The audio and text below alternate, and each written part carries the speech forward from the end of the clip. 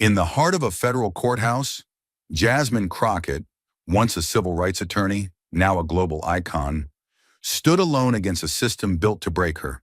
She faced public humiliation, contempt charges, and a judge's order to issue a public apology or be jailed. All because she defended a whistleblower with a truth too dangerous to bury. But what she uncovered in the dead of night would bring CEOs to their knees and change American law forever. The question is, what did she find that made the world stop and listen? Stay with us. This is a story worth every second of your time. The sky over Houston was a soft amber, painted with the subtle melancholy of a southern autumn morning. But there was nothing gentle about the energy around the federal courthouse on Rush Street. Lines stretched for blocks, winding around barricades, past news vans bristling with satellite dishes. Cameramen adjusted tripods, journalists rehearsed their intros, and protesters held signs, some praising justice, others demanding silence. Inside, federal marshals scanned IDs with more intensity than usual, their eyes sharp, their tone clipped. Something bigger than a court hearing was brewing. It felt like the tipping point of a national reckoning, and at the heart of the storm was one woman, Jasmine Crockett, once celebrated as the firebrand attorney who took on crooked police departments and won. She now stood accused of violating the very legal processes she swore to defend. Not by theft, not by corruption, but by speech, by refusing to stay silent. Jasmine Crockett had become a household name for her bold courtroom takedowns and razor-sharp commentary on civil rights. She was a voice for the voiceless. But now that voice had landed her in the crosshairs of the system she fought to uphold. The charge? Undue influence on an ongoing federal case, allegedly manipulating public opinion and media coverage in a racially charged lawsuit against a powerful defense tech corporation, Aaron Systems. What she called defending the truth, prosecutors labeled contempt for judicial neutrality. The implications were enormous. If found liable, it would not only end her career, but redefine how far an attorney could go in the digital age. When defending a client in the court of public opinion, and the person deciding her fate, Judge Coney Barrett, the former Supreme Court Justice, brought back to preside over this case due to its constitutional complexity and national significance. Barrett's presence in the courtroom was thunderous, despite her calm demeanor. With her signature judicial poise and unwavering stare, she embodied everything Crockett had spent her career challenging: structure, conservatism, and a blind faith in the written law. This wasn't just a legal battle, it was a clash of ideologies. The courtroom, paneled in dark oak, felt like a coliseum, the air thick with anticipation and the weight of impending consequence. Reporters scribbled notes with shaking hands. Court artists sketched furiously. On one side, government attorneys, polished, calm, prepared.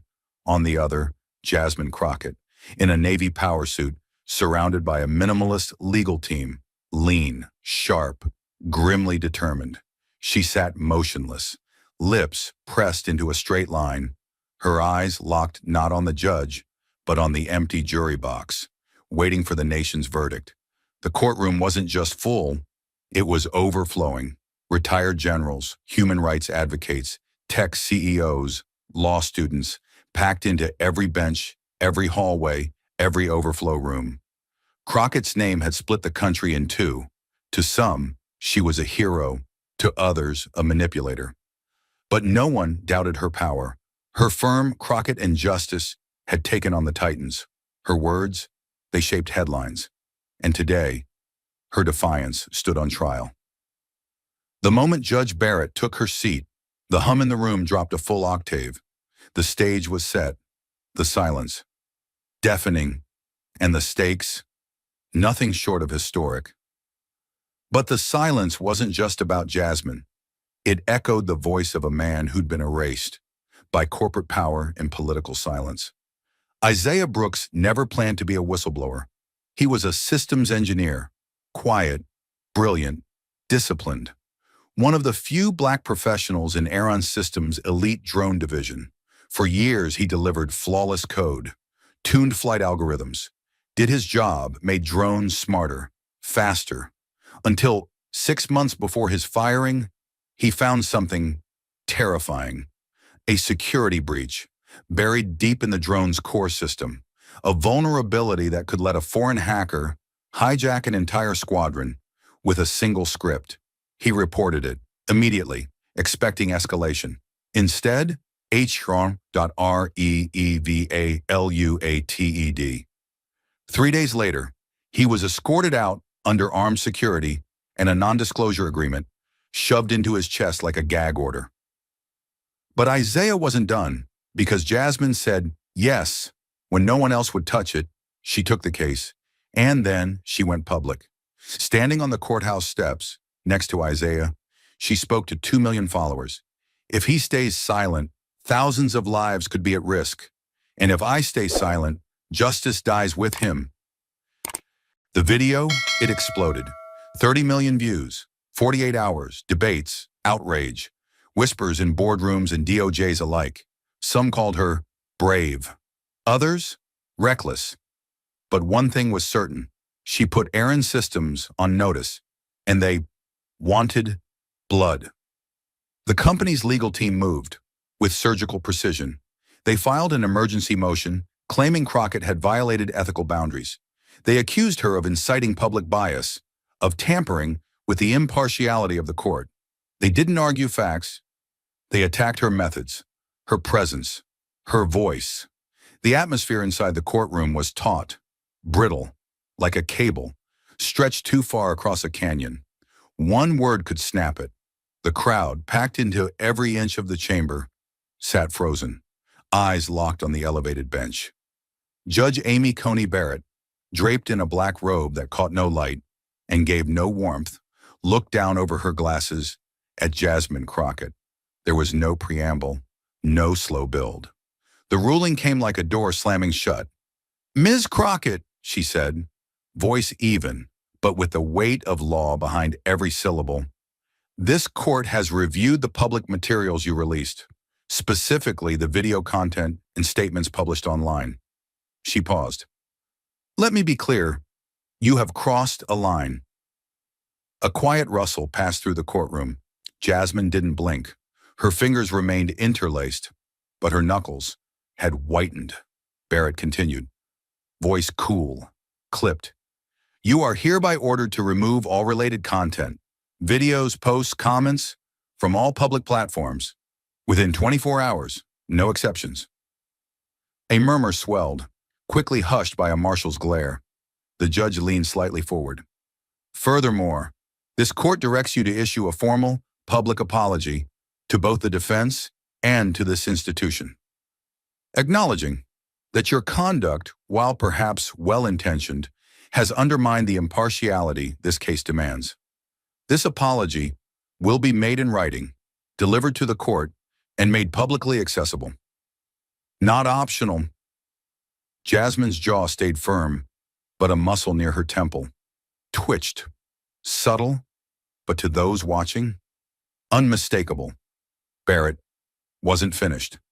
"Finally," she said, her tone sharpening, enough to silence even the faintest whisper, "you are hereby prohibited from making any additional public commentary regarding these proceedings until the trial has formally concluded. Any violation will be met with immediate sanctions, including but not limited to fines, removal from the case, and charges of contempt." There it was, stripped of fanfare, dressed in legal precision, but delivered like a guillotine. Jasmine had spent years in rooms full of power, but never had silence been weaponized like this. This wasn't about a video. This was about control, about a system demanding she step back in line, fold her voice into paperwork, and let the courtroom alone dictate what the world could know. To the court, it was safety. To Jasmine, it was a threat, a warning: tread carefully or be made an example. And just when it seemed the orders had landed, Judge Barrett delivered the final blow, not as a warning, but as a promise, written in the language of power. The room held its breath. No one moved. No one dared interrupt what came next. Not even the rustle of a page. Not the shuffle of a shoe. Judge Amy Coney Barrett leaned slightly forward, her voice dropping to a measured tone. Somehow, even more commanding than before. To ensure compliance, she said, her eyes locked on Jasmine, this court is authorizing a daily monetary sanction in the amount of $250,000. She let the number hang, like a hanging verdict. Every single day that the content remains accessible, every day you defy this order, is another day that penalty will accumulate, without cap, without negotiation. There was no room for misinterpretation, no legal gray area, just a raw, financial guillotine poised above Jasmine's head. The figure wasn't just punitive, it was symbolic. $250,000 a day, not to punish, but to break. Murmurs swept the courtroom, like wind through dry leaves, quickly silenced by a sharp look from the bailiff. Jasmine's attorneys exchanged glances, tightening with restrained disbelief, but the judge was not finished. She paused, letting the threat settle like dust in the lungs. Then, her tone shifted, cool turned to cold. Furthermore, she continued, this court reserves the right to issue a contempt citation, should you fail to comply. That includes the use of custodial enforcement. The meaning, unmistakable. Jail, incarceration. If Jasmine didn't comply, she wouldn't just be fined. She could be locked away. The term custodial enforcement sounded clinical, but its reality was brutal. A holding cell, stripped of her voice, her freedom, her presence in court, all for refusing to retract her truth. Faced with the full weight of the law, crushing fines, jail time, systematic erasure of her voice, Jasmine Crockett did not retreat. Instead, she stood. The silence was suffocating, but Jasmine moved through it, like she had 1,000 times before, in rooms where her presence was questioned, where her authority was measured, in eyebrows and tones. She pushed her chair back, slowly, the scrape of wood on tile, unnaturally loud in the stillness. She stood tall. Her navy suit caught light at the shoulders, but her posture radiated more authority than any tailored fabric could offer. Her hand rested calmly on the table, then lifted down slowly, confidently. Folding before her midsection, her gaze locked onto the bench. When she finally spoke, her voice was not raised, not rushed, but perfectly measured. Your Honor, she said, tone steady as stone, I understand the seriousness of this court's instructions. A pause, and I acknowledge that I may have strayed from procedure in how I brought attention to this case. Another pause, deliberate now. But let me be very clear, I did not stray from the truth. The tension snapped tighter, like a wire, drawn past its limit. No one moved, not even Judge Barrett. Known for her composure, she blinked. Once, slowly. Jasmine continued, unwavering. The content I shared didn't misrepresent facts. It didn't manufacture outrage. It exposed a real threat, one that could endanger lives, including civilians and service members. I didn't speak to inflame. I spoke to inform. And if this system punishes truth because it doesn't like the form it's delivered in, then we don't have a contempt of court issue. We have a contempt for transparency. Her voice didn't tremble. Her breath never hitched. Every sentence locked in, loaded, not to provoke, but to make the court listen. I will not pretend that silence in the name of etiquette is more valuable than action in the name of public safety. She turned slightly, not away from the judge, but toward the courtroom itself. I'm not above the law, but I'm also not beneath it. And I will not apologize for defending a client who was fired for doing the right thing. I won't apologize for refusing to let his voice be buried under bureaucracy.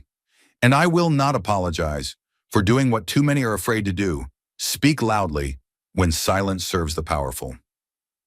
Then she turned back, and in the clearest voice she had used all morning, delivered the line that would echo far beyond those walls.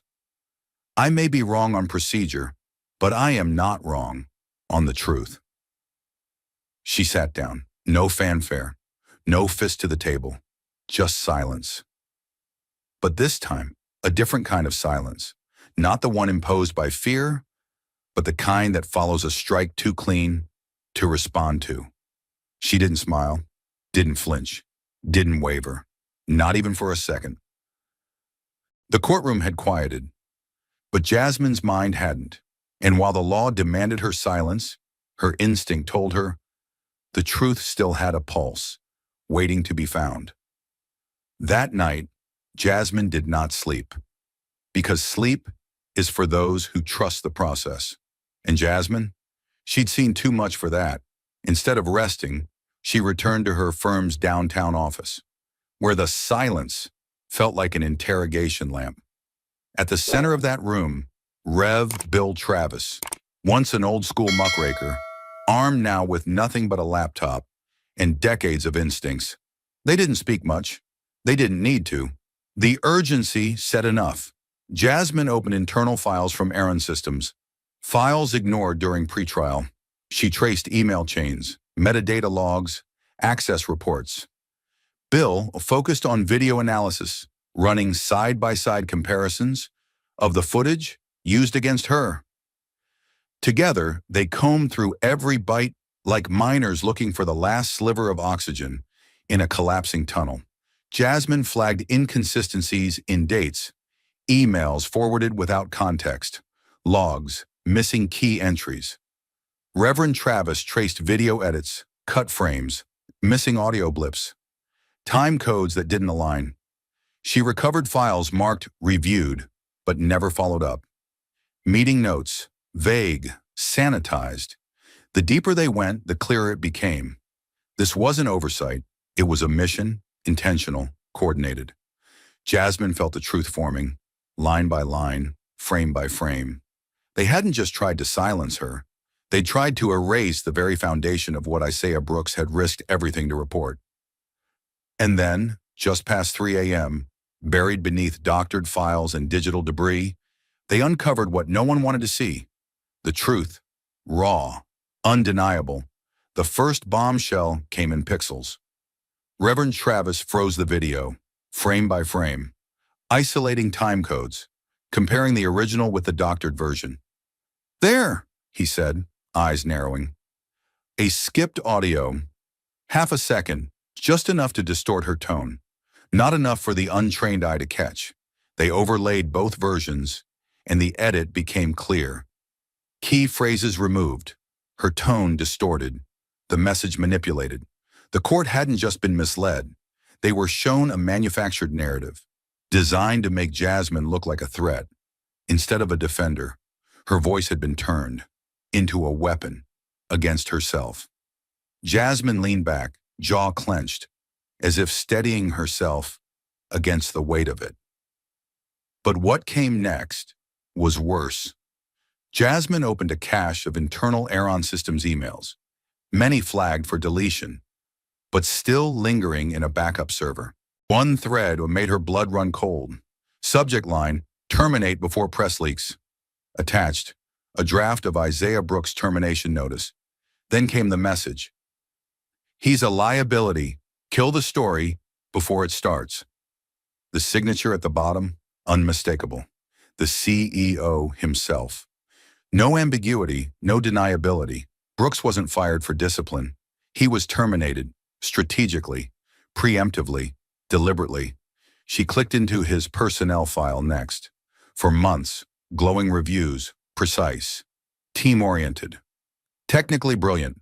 Then, just a week after his internal report, resistant to feedback, potential security concern, volatile under pressure, no incidents, no supporting documentation, just language built to smear. She followed the digital trail, internal chat logs, managers frustrated. He's asking too many questions.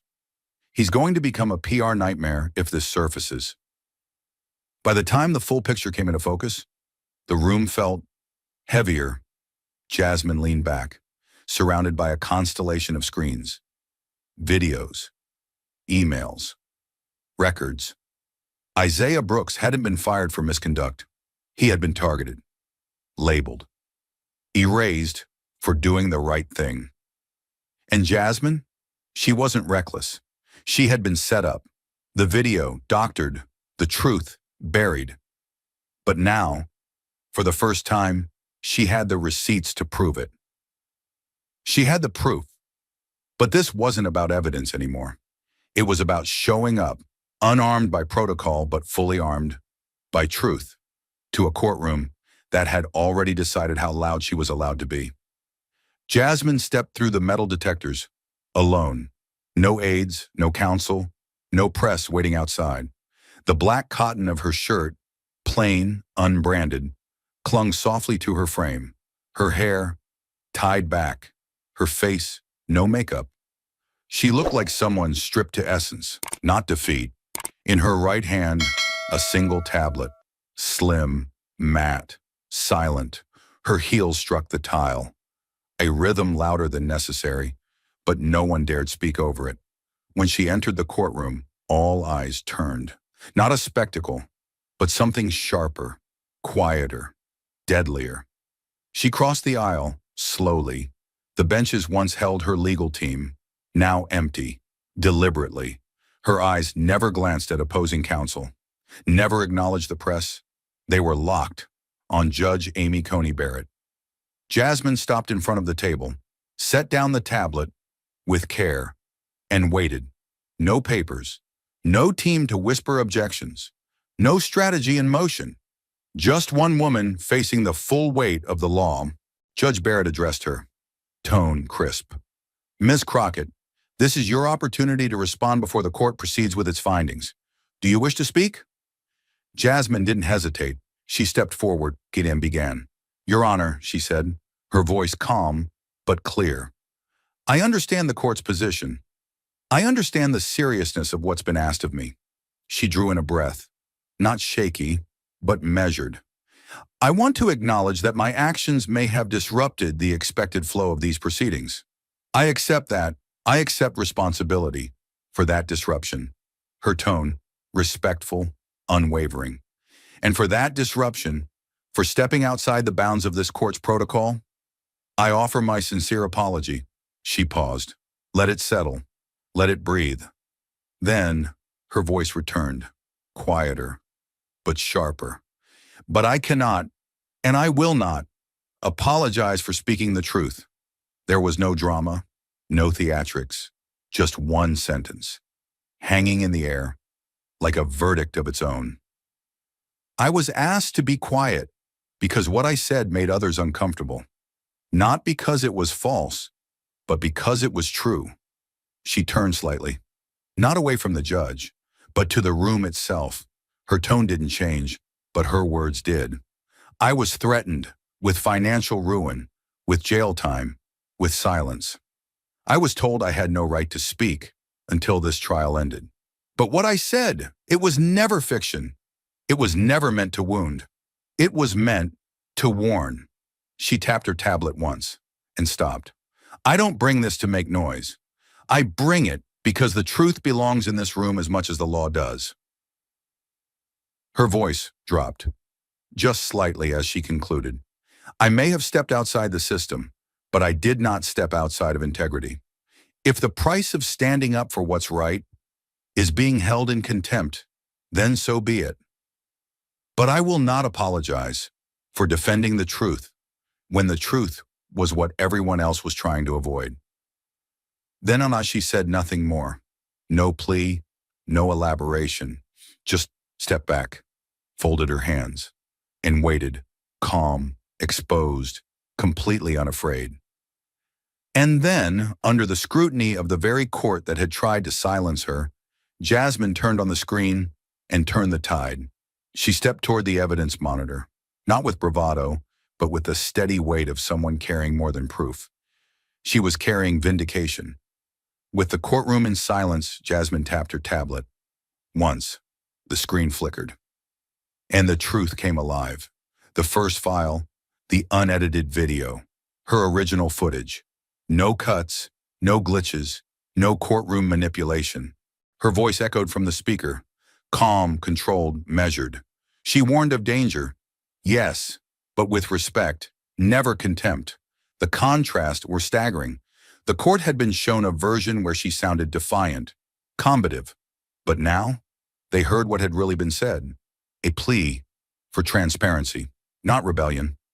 She let the video run, 30 full seconds, long enough to make its authenticity undeniable.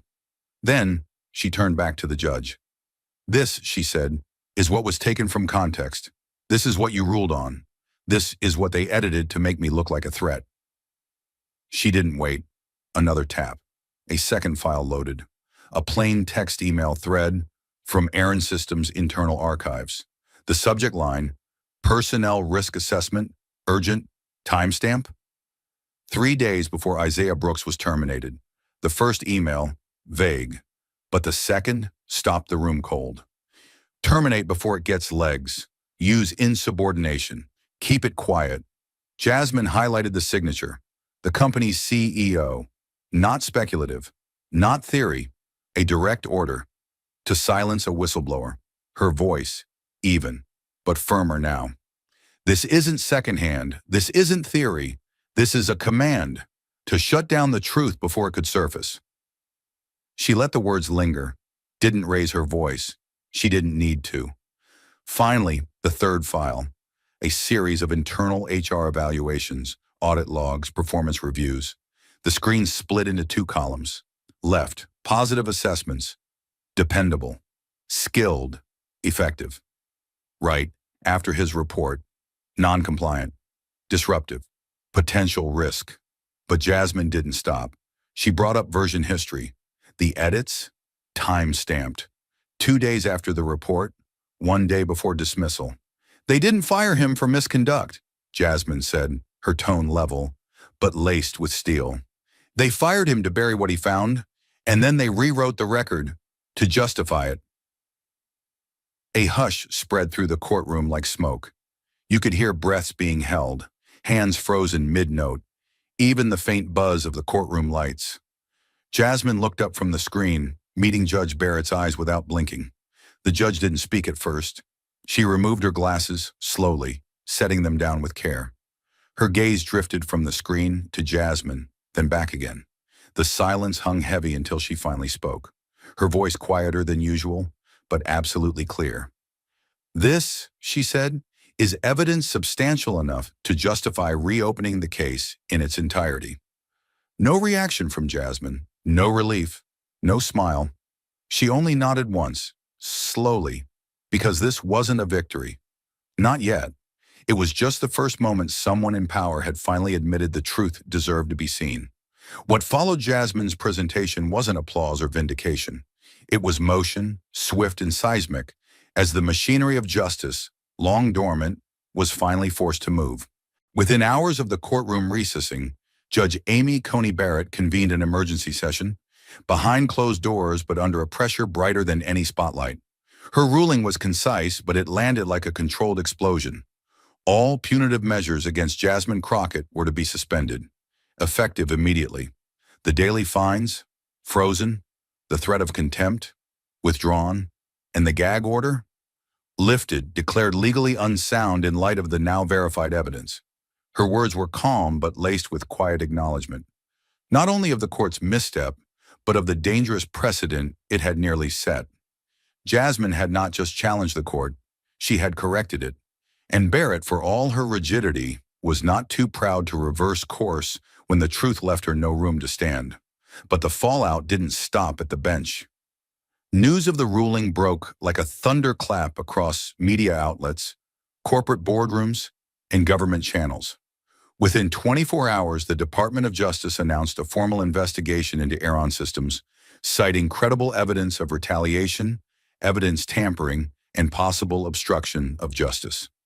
The same emails Jasmine had revealed in court, ones the company had previously claimed didn't exist, were now being reviewed by federal agents. Search warrants were issued. Internal audits that had collected dust were reopened. And what had started as one wrongful termination case quickly metastasized into something far more serious: a systemic failure to protect whistleblowers in a sector that built weapons of war. Three names stood out in the DOJ's initial statement: Aaron Systems' chief operating officer, head of HR, and general counsel. Each had been directly copied on the termination emails. Each had signed off on performance reviews, rewritten to discredit Isaiah Brooks. And each had approved legal strategies designed to paint Jasmine as a reckless agitator rather than a defender of truth. By the next business day, all three were placed on indefinite suspension pending investigation. Their access revoked, their offices sealed, their reputations, once polished and guarded, now sat in the crosshairs of a federal probe they could no longer control. Jasmine did not gloat. She did not hold a press conference. She simply walked out of the courthouse the way she had walked in, head high, jaw steady, the tablet that had shifted the balance of power still clutched in her hand.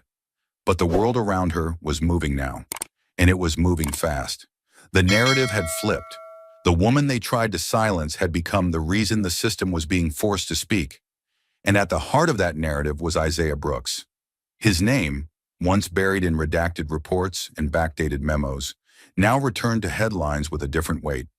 The DOJ's statement referred to him not as a former employee, but as a protected federal witness. For the first time since his termination, he stood publicly recognized not as a liability, but as a truth teller. His personnel file, once riddled with doctored critiques, was formally restored. Every negative evaluation struck from the record. His reputation, shattered behind closed doors, was now publicly repaired in front of the nation. And then came the moment no one expected, but everyone watching hoped for. Aaron Systems issued a formal apology. It wasn't eloquent, it wasn't emotional, but it was official. The company acknowledged that Brooks's firing was not properly vetted, that his internal safety concerns were legitimate, that his dismissal may have been influenced by a failure in internal oversight. It was corporate language, measured, calculated, and lawyer-approved, but underneath it was something real. Accountability, however late it had arrived. More than that, Brooks received full back pay, adjusted for interest, along with a seven-figure settlement that included legal damages and federal whistleblower compensation. For a man who had once been escorted out by security under the label of insubordination, it was not just justice, it was reclamation. The injustice he had suffered could not be undone. The isolation, the financial loss, the humiliation. But for the first time, he wasn't standing alone. Jasmine had done more than restore his name. She had ripped open a system that had conspired to erase him and forced it to answer for every step it took in silence. And in the hallways of power, people were paying attention. Members of Congress called for emergency hearings on whistleblower protections in defense contracts. Advocacy groups began pushing for reforms in evidence disclosure and judicial transparency. Ethics watchdogs demanded reviews of every closed case involving Aaron Systems in the last decade. The ripple effects were immediate, but at the center of it all, amid the noise and headlines, two names now stood tethered forever, not in scandal, but in courage. Jasmine Crockett, Isaiah Brooks, two people the system had tried to erase, two people who refused to disappear, and now in the very institutions that had tried to silence them, their voices had become too loud to ignore. But for Jasmine Crockett, exposing the truth was never the endgame. It was only the beginning of something far greater, a blueprint for justice no one could quietly dismantle again. She didn't wait for Congress. She didn't wait for another headline, another panel, or another press cycle to spin her story into something more comfortable, less disruptive. Within 10 days of the courtroom eruption, Jasmine Crockett made her next move. Not as a lawyer, not even as a survivor of institutional pushback, but as an architect of reform. She announced the launch of the Truth Guard Initiative, a $75 million fund backed by private donors, public interest coalitions, and, most notably, a portion of her own wrongful sanctions settlement, which she refused to accept as personal compensation.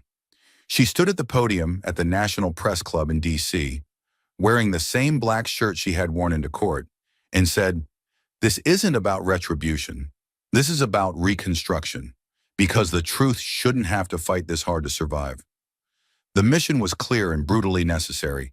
TruthGuard would do what courts, corporations, and committees had repeatedly failed to: protect whistleblowers before they were silenced, not after they were destroyed. Jasmine had seen firsthand how truth was punished while lies were insulated behind NDAs and legal fees. So she designed the fund to strike where injustice was strongest: in silence, in bureaucracy, in fear. One-third of TruthGuard's resources were designated for whistleblower protection, including emergency relocation, independent legal counsel, and encrypted reporting networks staffed by vetted investigators. These weren't theoretical promises. They were mechanisms, ready and functioning, built with the same precision Jasmine had once brought to courtrooms, now directed at structural defense.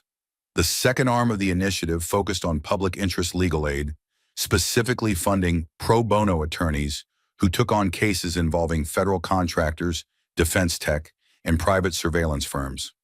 Jasmine had learned that the people most likely to witness institutional abuse were also the ones least likely to have the resources to fight it. TruthGuard would change that. No more underfunded legal teams going up against billion-dollar defense conglomerates. No more grassroots attorneys being outspent into silence. If a case smelled like cover-up, TruthGuard would pay for the fight, from discovery to deposition. But perhaps the most radical piece of the fund, the one that drew both applause and immediate resistance, was its third and final pillar: direct oversight of ethical compliance within the defense tech sector. Jasmine wasn't just funding watchdogs, she was creating a system where corporate ethics, especially in high-security environments, could be monitored by an independent civilian board with full investigative powers. That meant audits. That meant whistleblower testimony had to be reviewed. That meant companies like Aaron Systems no longer got to define the truth for themselves. And then, without warning or press leaks, Jasmine named her first appointment: Isaiah Brooks. The man they tried to erase was now being elevated to the position of Executive Director of Ethical Oversight within TruthGuard, a role with full authority to approve or deny how the initiative's resources were used in matters involving corporate integrity. When asked why she chose him, Jasmine's response was as precise as it was devastating: because he's the only one in this entire case who told the truth before it was safe to. Isaiah had refused every interview request since the verdict, but when Jasmine called him, he said yes without hesitation. And when he stepped to the microphone during the TruthGuard announcement ceremony, the room fell into a silence deeper than any courtroom ever achieved. He didn't speak like a hero. He spoke like a man who remembered what it felt like to be buried alive under manufactured failure. "I never wanted to be a symbol," he said. "I just wanted to do my job without lying about what I saw." He paused, then looked directly into the camera. "Truth shouldn't have to come with a cost this high, and if it does, we're going to make sure someone else pays it next time." The audience stood. Some clapped. Some cried. Even Jasmine, standing just behind him, had to look away for a moment, steadying herself on the edge of the podium. From that day forward, TruthGuard began operating in quiet but undeniable ways. It partnered with data scientists to build anonymous reporting systems that routed complaints through decentralized servers. It funded legal fellowships for young attorneys to specialize in whistleblower law. It provided emergency support to engineers, auditors, and compliance officers under threat of retaliation. The call started small: an air traffic technician in Nevada, a software engineer in Virginia, a logistics specialist overseas. But they were real, and every one of them said the same thing: "I saw something, but I didn't know who would believe me." Now they did. Jasmine never turned TruthGuard into a political movement. She didn't need to. It moved on its own.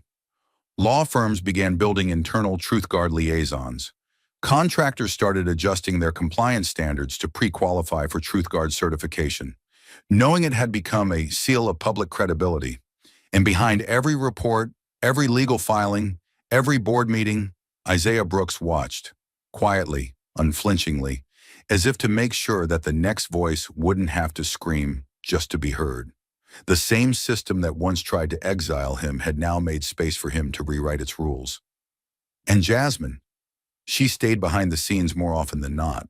No longer fighting for airtime, she fought for infrastructure, for permanence. She knew the headlines would fade. The court case would be replaced by a newer scandal, but TruthGuard wasn't built for media cycles. It was built to survive them.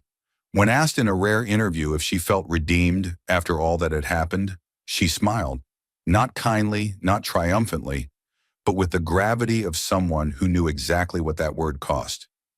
"I was never trying to redeem myself," she said. "I was trying to make it so the next person wouldn't have to." But when one voice sparks a movement and one case exposes the machinery behind silence, the courtroom is no longer the final destination. It becomes the ignition point for legislative revolution. 3 months after the courtroom erupted and TruthGuard took root, the halls of Congress echoed with a name rarely heard in those marble corridors: Jasmine Crockett. And beside it, always linked, always tethered by truth and fire, Isaiah Brooks. What had begun as a whistleblower's quiet warning and a lawyer's refusal to kneel had now evolved into a national reckoning, and lawmakers could no longer pretend it wasn't happening. The images from the trial still lingered. Jasmine standing alone, tablet in hand, dismantling a system built to discredit her. Isaiah's unflinching presence as he turned injustice into oversight. But this time, the stakes were no longer confined to a courtroom. This time, the target was federal law itself. A bipartisan coalition, yes, bipartisan, stood before the Senate Judiciary Committee with one goal: the proposal of the Crockett-Brooks Act. The name alone carried heat. It didn't sound procedural, it sounded personal. It was a signal that the days of passive reform were over. The bill's opening statement was sharp and unapologetic. This legislation is introduced in direct response to the events surrounding the wrongful termination of federal contractor Isaiah Brooks and the unlawful suppression of legal advocacy by attorney Jasmine Crockett. The failure was systemic, the damage was avoidable, and the consequences must now be structural. The first pillar of the bill? Freedom of speech in legal proceedings, not for corporations, but for the individuals within them. The act made it explicitly illegal to punish or penalize attorneys, plaintiffs, or witnesses for engaging in public discourse related to matters of public safety, ethics, or civil accountability, as long as no classified information was disclosed. Jasmine had been sanctioned for warning the public about a threat. Under the Crockett-Brooks Act, that sanction would have been unconstitutional.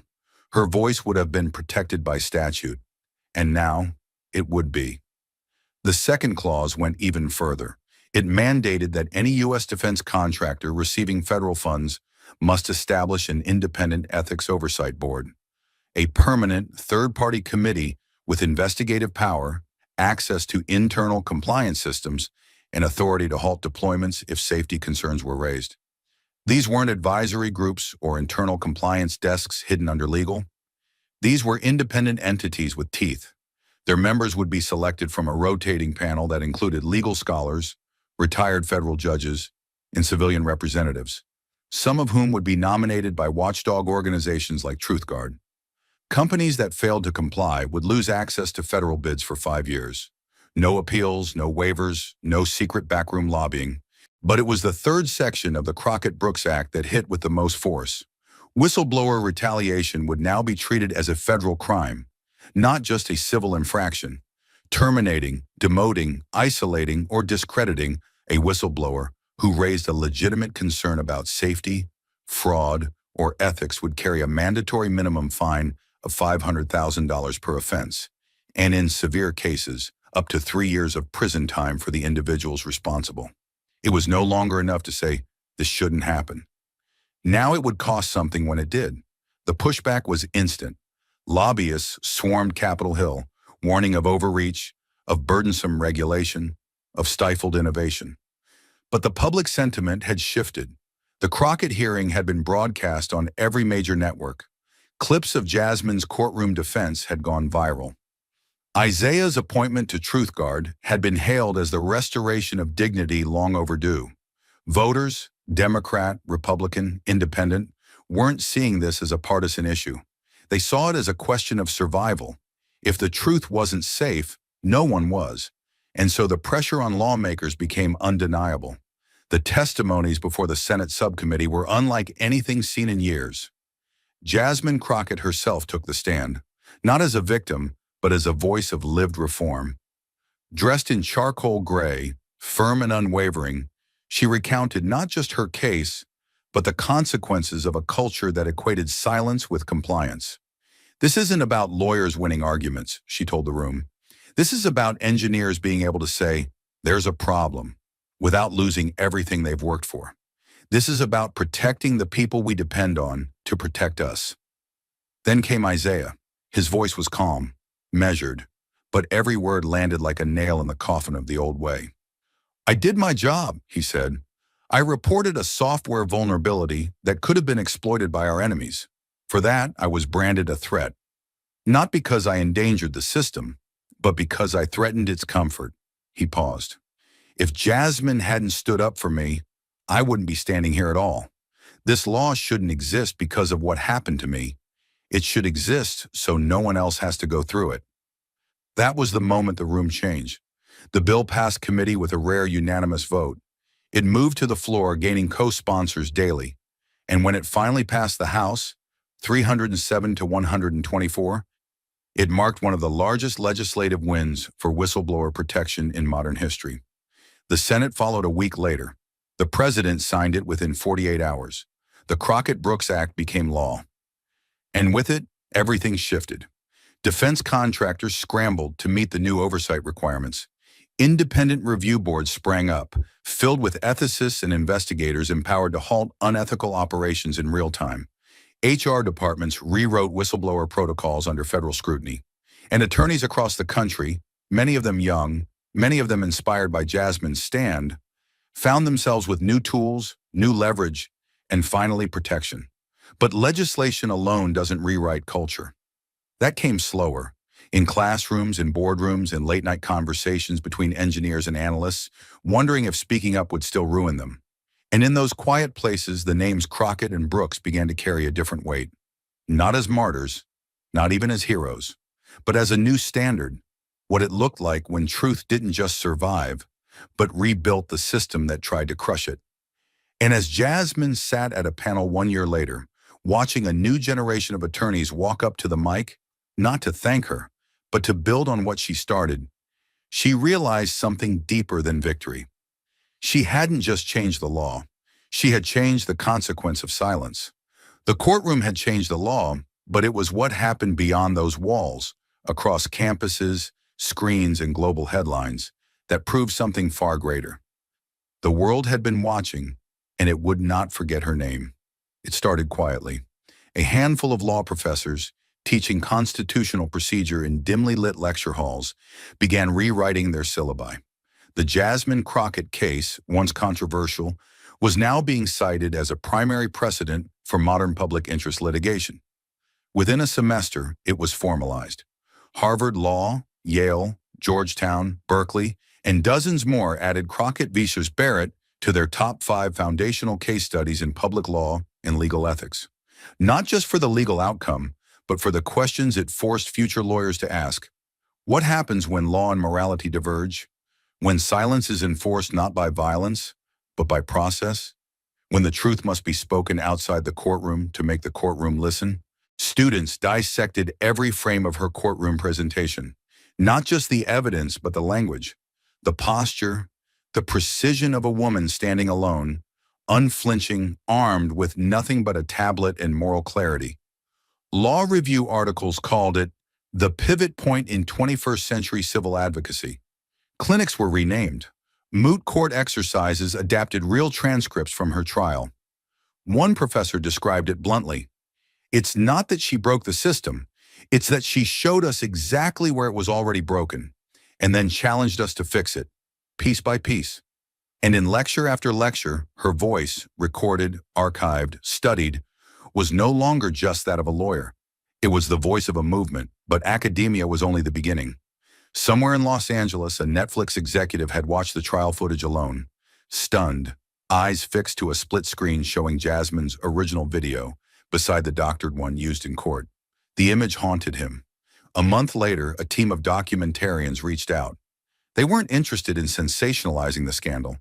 They wanted to tell the whole story, the buried reports, the edited videos, the threat of imprisonment, the night-long investigation, the moment she flipped the courtroom upside down with nothing but the truth.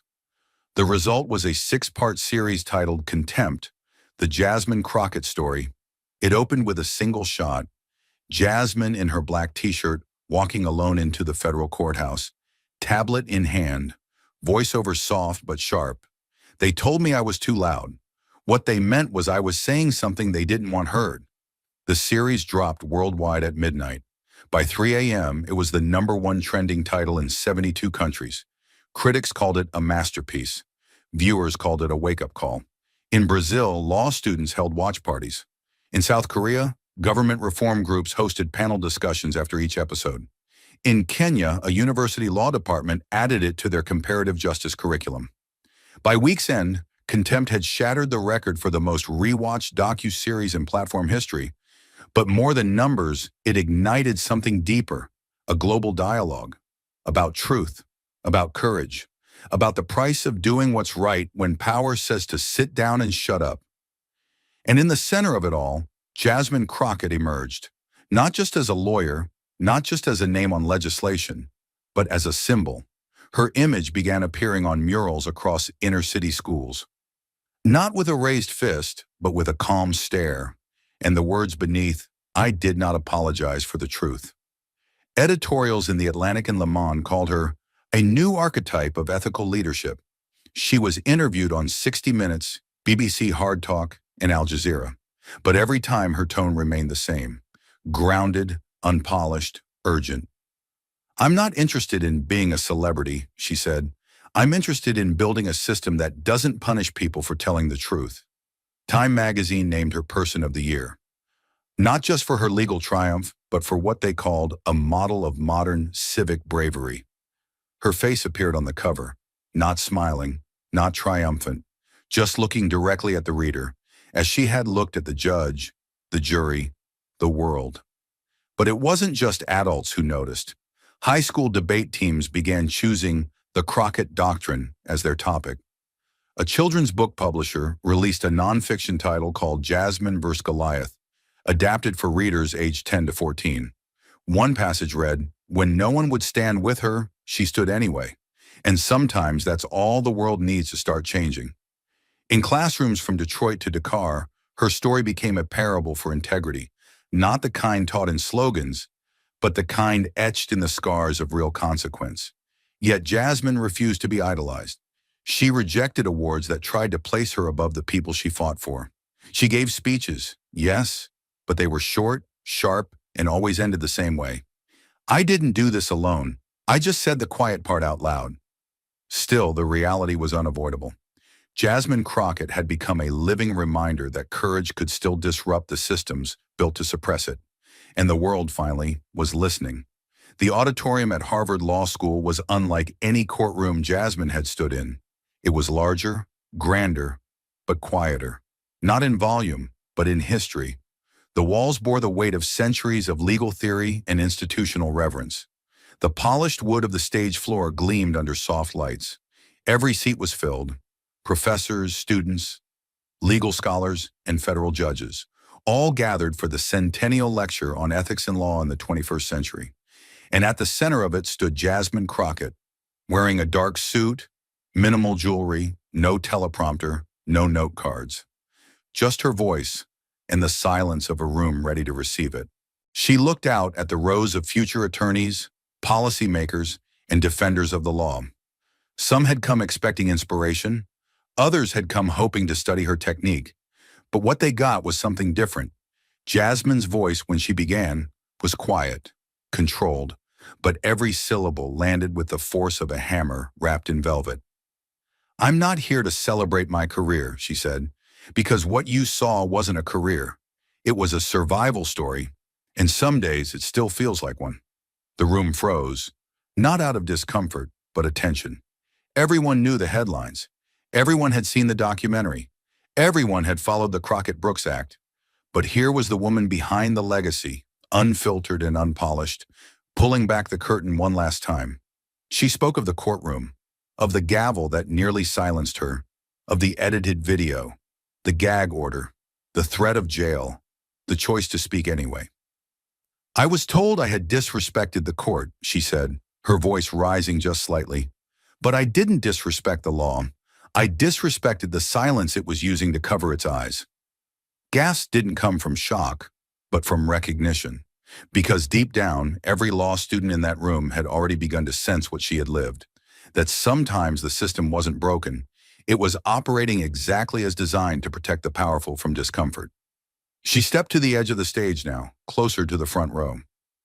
"You will be taught that the law is objective," she said.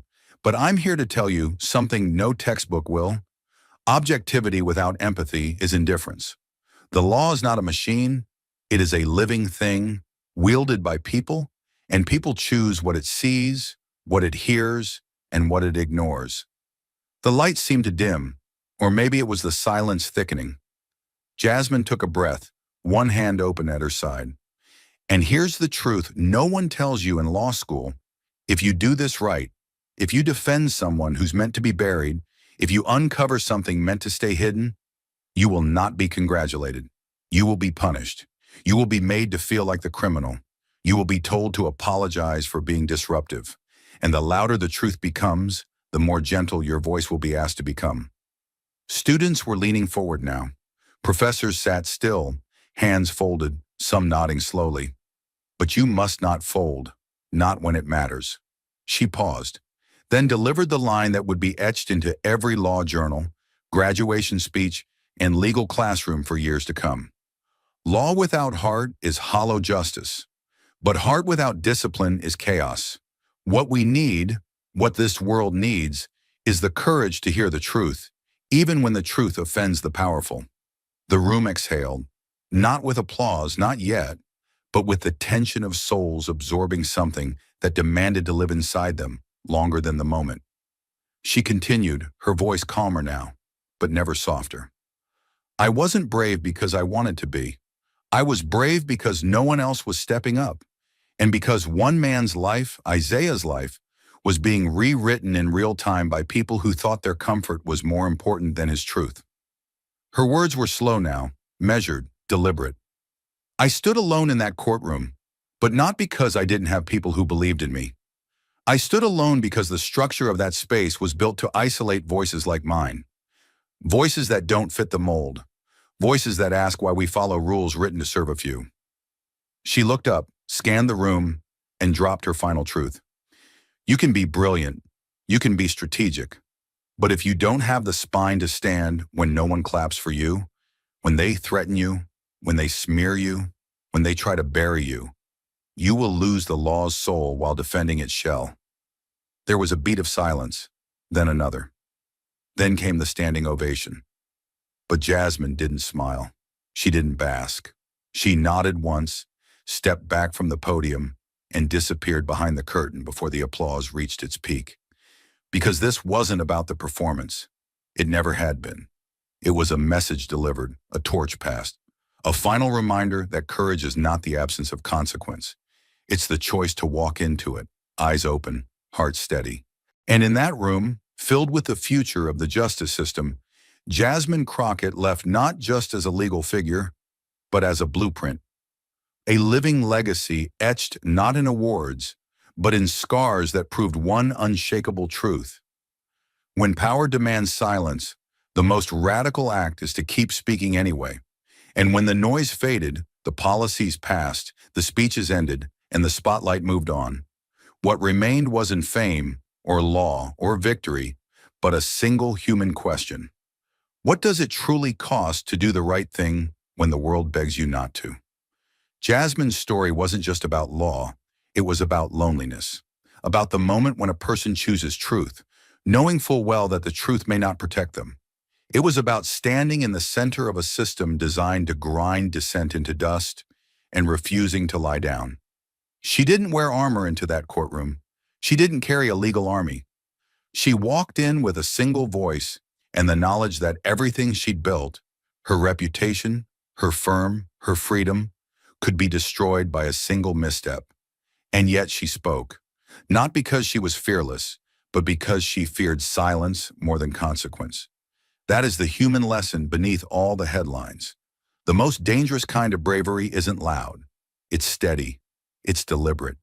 It's the decision to act when your hands are shaking, your voice is cracking, and everyone else is backing away.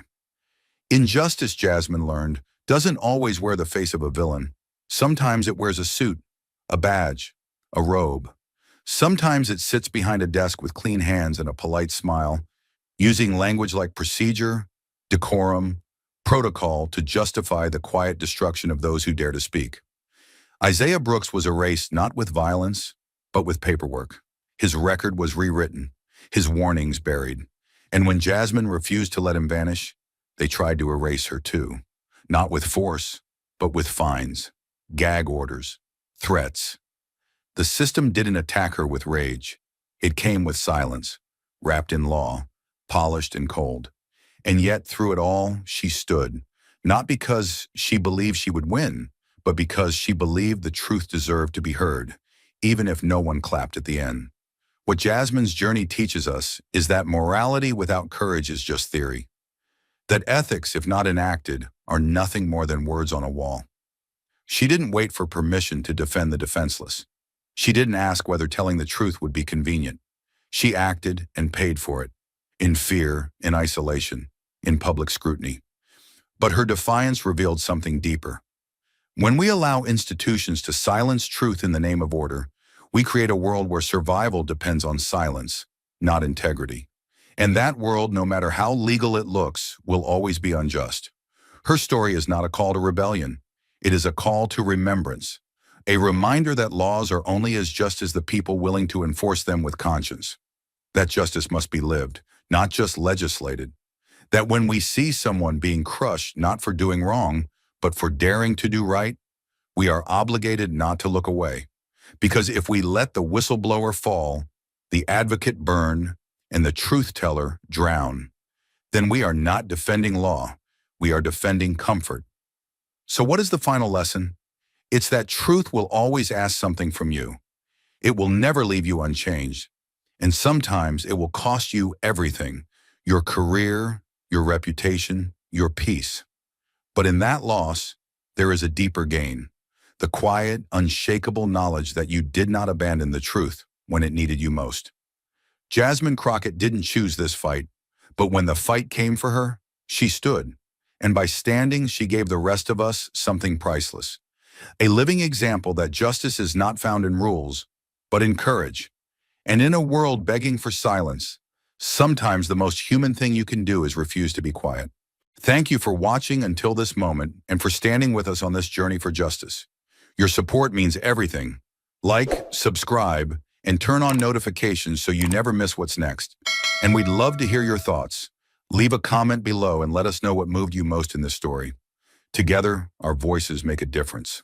When Jasmine Crockett, a fearless Black attorney, demanded justice for thousands of exploited workers, her words struck so deeply that the courtroom descended into chaos. Judge Coney Barrett ruthlessly had her thrown out.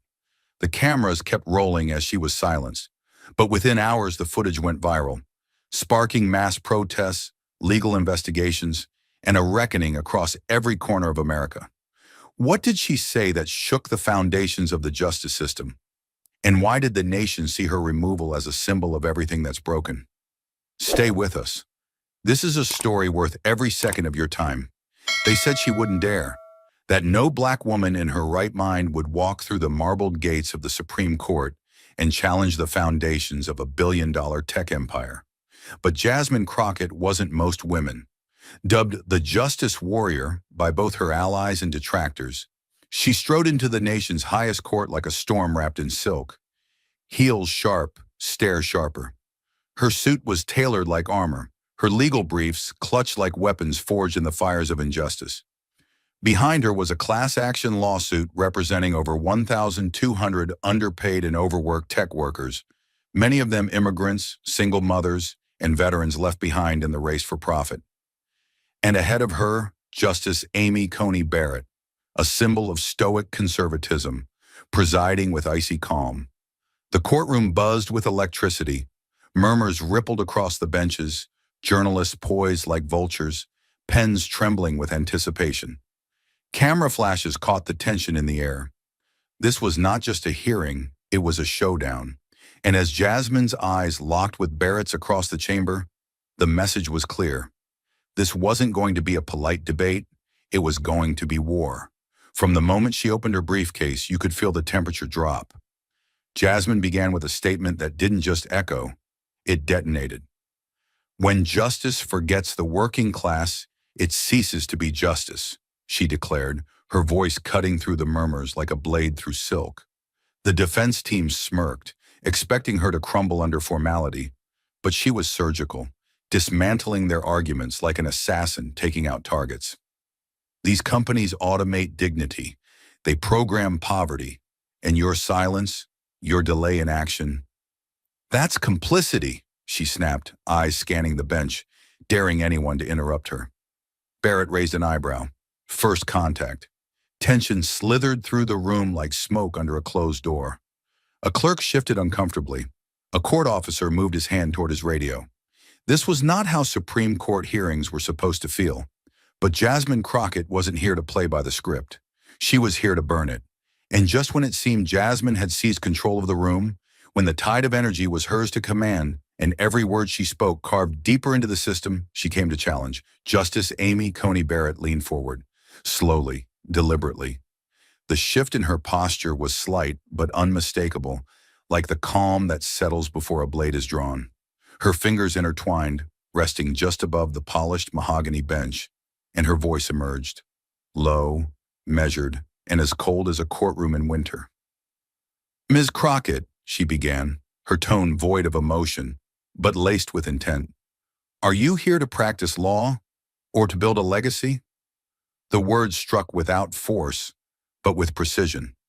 "Are you seeking justice for your clients, or the spotlight for yourself?" She didn't raise her voice. She didn't need to. Each syllable was delivered with the detachment of a seasoned judge who's seen ambition in many forms and never trusted any of them. The air in the chamber shifted. A few pens paused mid-note. Jasmine didn't speak yet.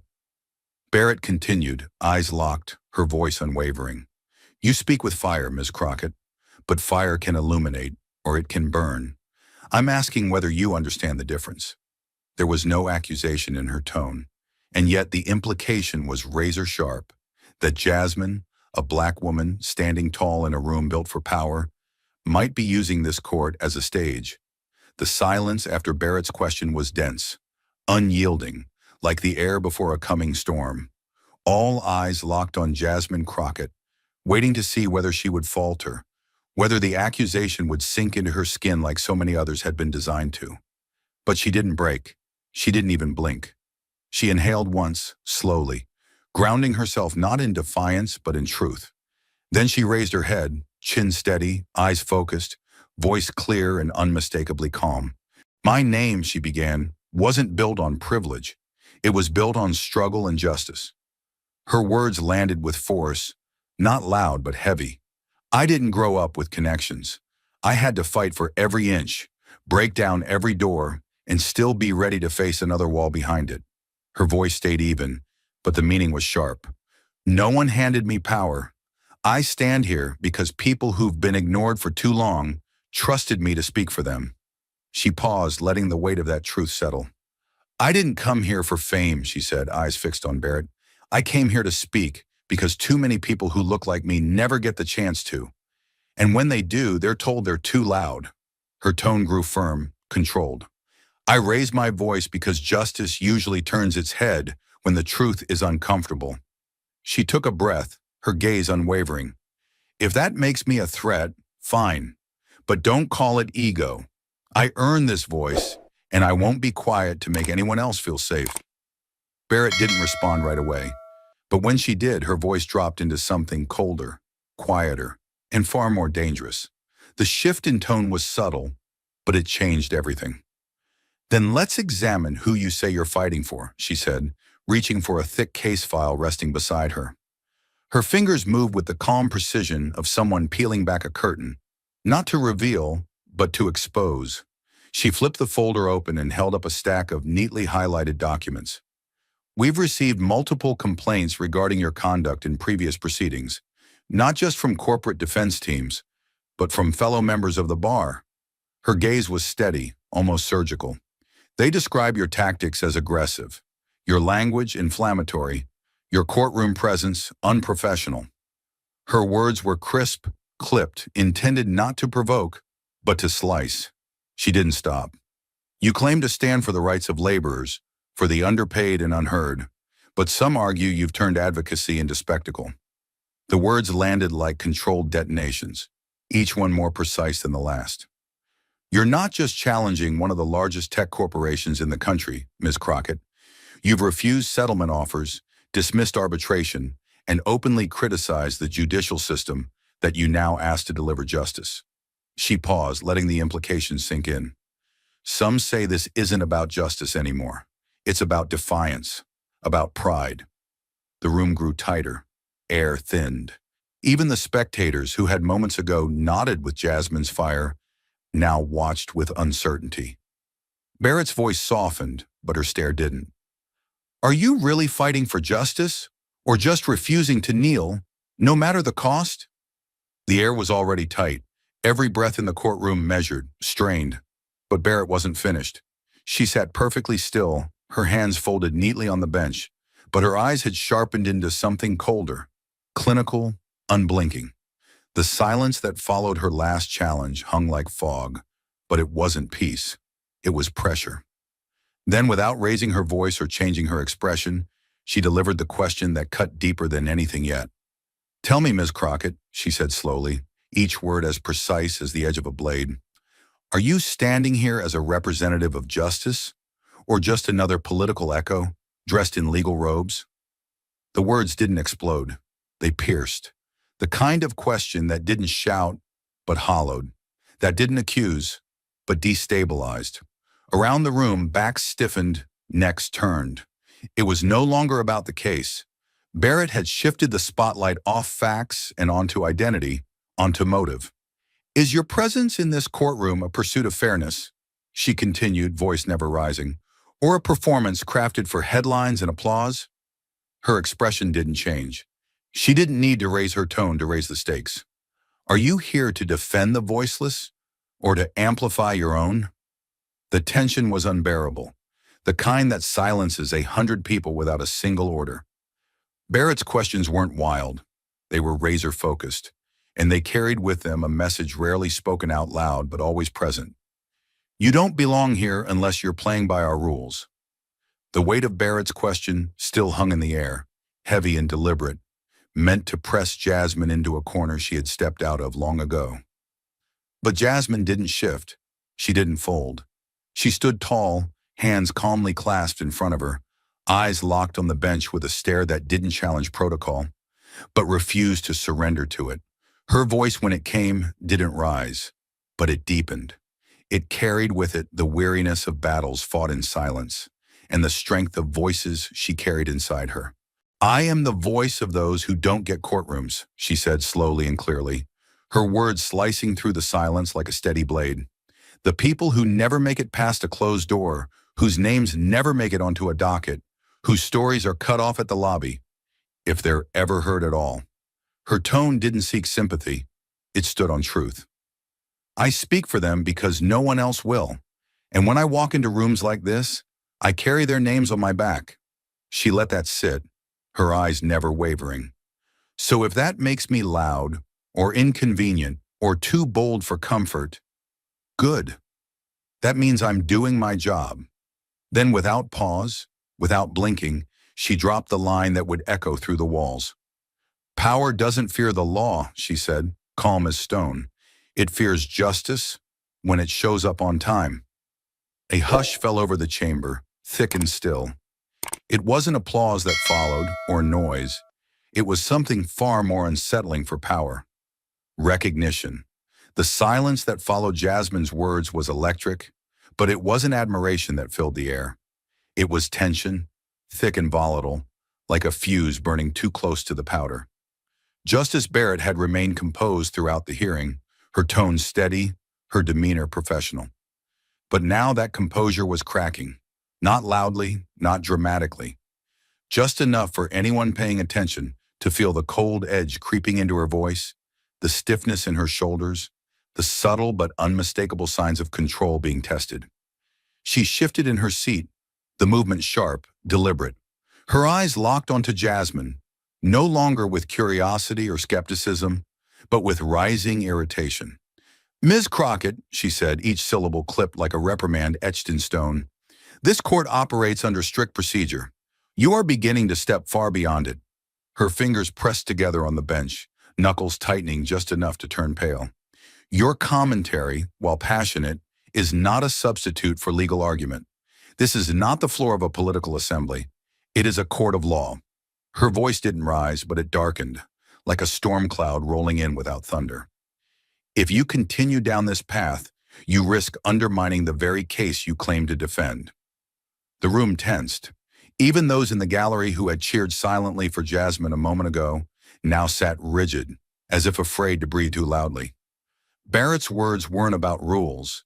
They were about control, about reigning in a voice that refused to shrink. And in that moment, it was clear.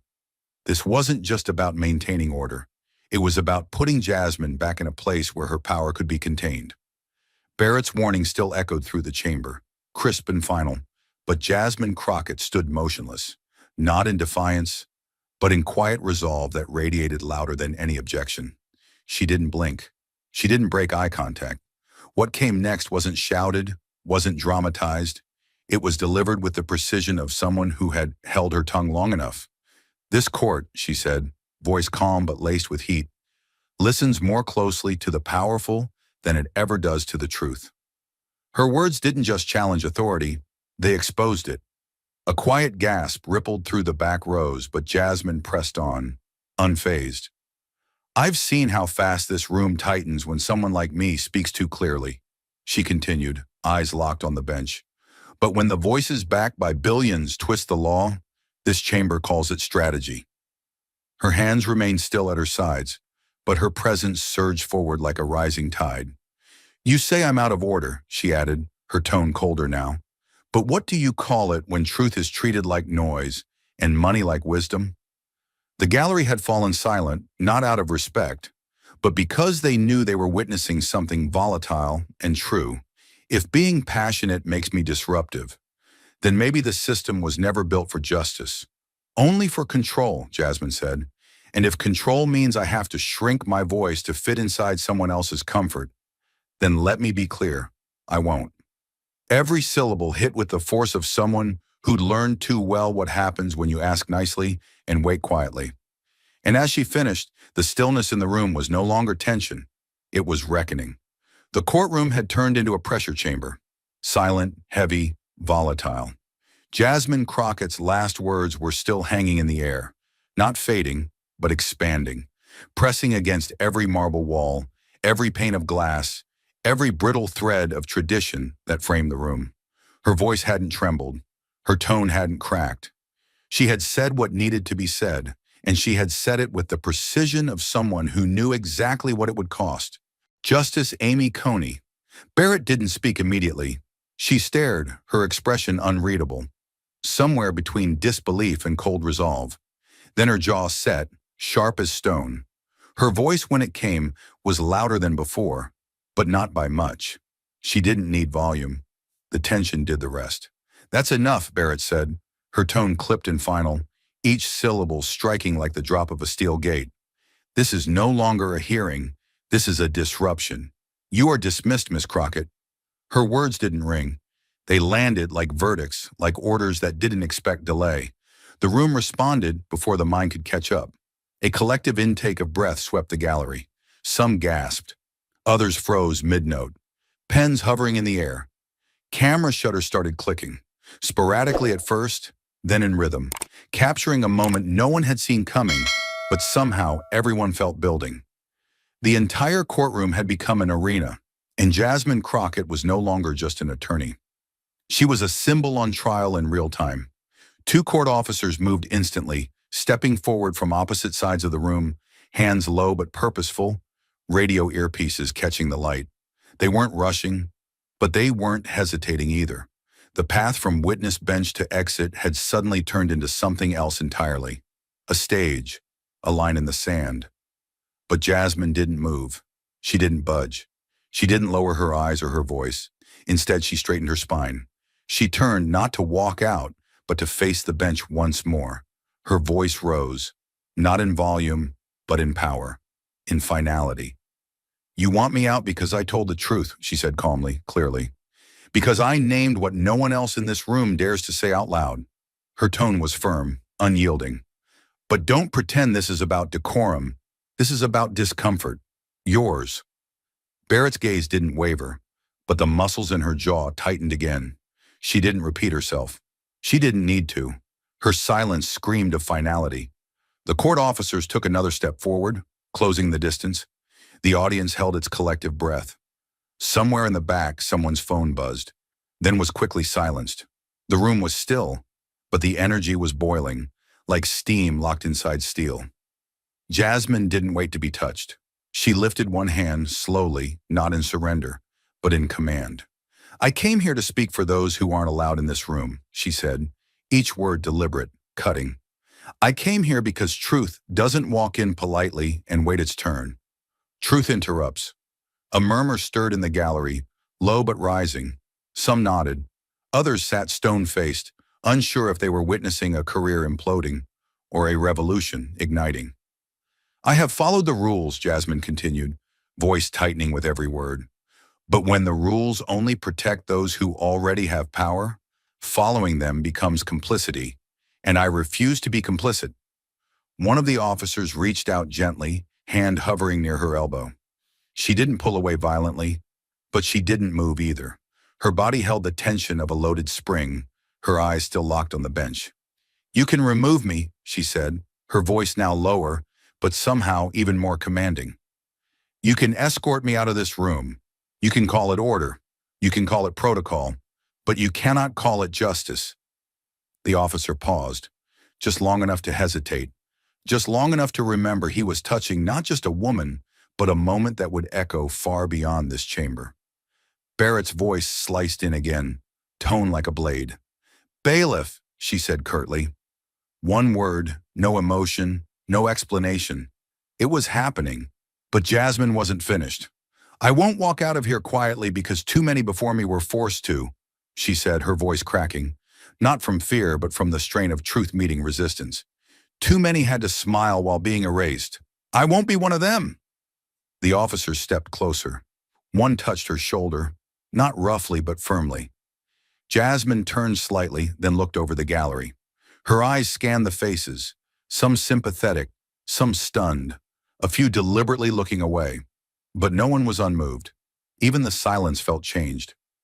This room, she said, raising her voice just enough to rise over the moment, was built to silence people like me when we get too loud. But the truth doesn't ask for permission. It breaks in.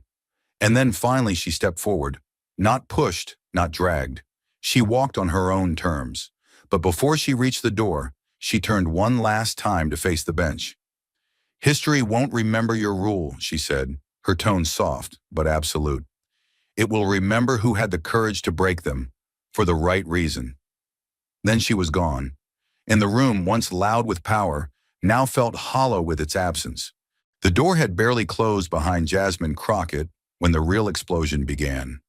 Not in the courtroom, but out in the world, where the eyes of millions had been watching, waiting, and now finally reacting.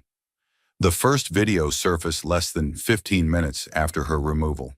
It was grainy, shaky, clearly filmed on a phone hidden low between the benches, but it captured everything. Jasmine standing tall, her voice unwavering, eyes locked on the bench as two court officers moved toward her. Her words rang out over the murmuring courtroom like a lightning bolt through glass. You can remove my body, but not the truth I put in this room. That sentence, just 11 words, ignited something that no legal brief or televised hearing ever could. Within an hour, the clip had amassed hundreds of thousands of views across X, TikTok, YouTube, and Facebook. But more than that, it had struck a nerve. People weren't just watching, they were feeling, and the feeling was fury. The internet lit up with a kind of collective clarity. This wasn't just about courtroom protocol. This was about a system that punished truth the moment it became uncomfortable. The hashtag # Justice for Jasmine began circulating within minutes, and it didn't rise slowly. It surged. Factory workers, public school teachers, nurses, custodians, delivery drivers, people far from the polished corridors of justice, were the first to post. They shared the video with short, sharp captions. "She spoke for us. This is what happens when truth walks into power's house." They dragged her out because they couldn't drag her words away. The working class, especially, responded with lightning speed. Jasmine's voice didn't sound like politics to them. It sounded like lived experience of being talked over, shut down, told to wait, told to comply, told they were too angry, too loud, too unprofessional. She had said it in real time, in the most sacred legal space in the country, and they watched her get punished for it. The symbolism was too strong, too clear. She was speaking for them, and she had paid the price. By nightfall, hashtag Justice for Jasmine was not just trending. It was a banner, a digital battle cry. Artists began sketching stills from the video. Jasmine's hand raised, her body turned defiantly toward the bench. Poets recorded spoken word responses in parking lots, living rooms, classrooms. Protest musicians turned her quotes into hooks and verses, set to the rhythms of resistance. The video was remixed, dissected, captioned in multiple languages. But it wasn't just content, it was connection. The support spilled far beyond social media. Statements poured in from progressive legal groups, civil rights attorneys, and human rights watchdogs. The American Civil Liberties Union issued a formal response within hours.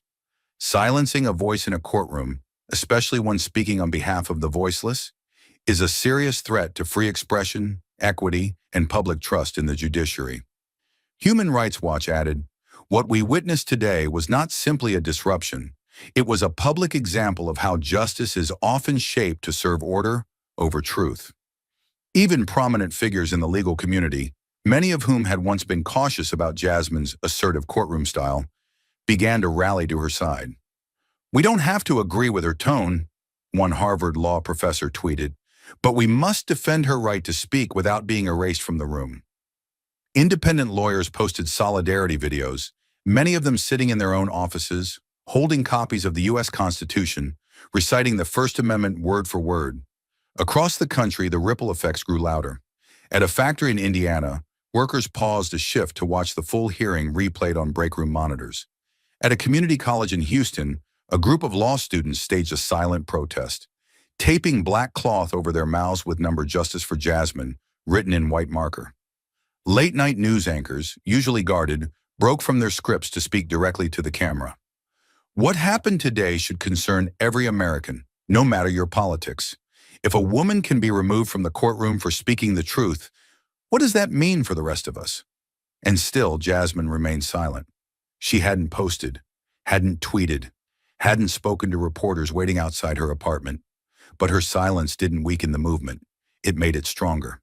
People filled the void with their own voices, their own stories, their own truths. "She's carrying us," one woman wrote in a viral post. "Now it's our turn to carry her." The momentum didn't fade overnight. It built, because Jasmine Crockett hadn't just stood up for a case. She had exposed something that was never meant to be seen so clearly, that sometimes in America's highest courts, truth is only welcome when it stays quiet. And Jasmine? Jasmine made sure it couldn't. The wave of public outrage had reached a roar, but what came next gave it shape, weight, and legitimacy. It was no longer just a story of a woman being silenced.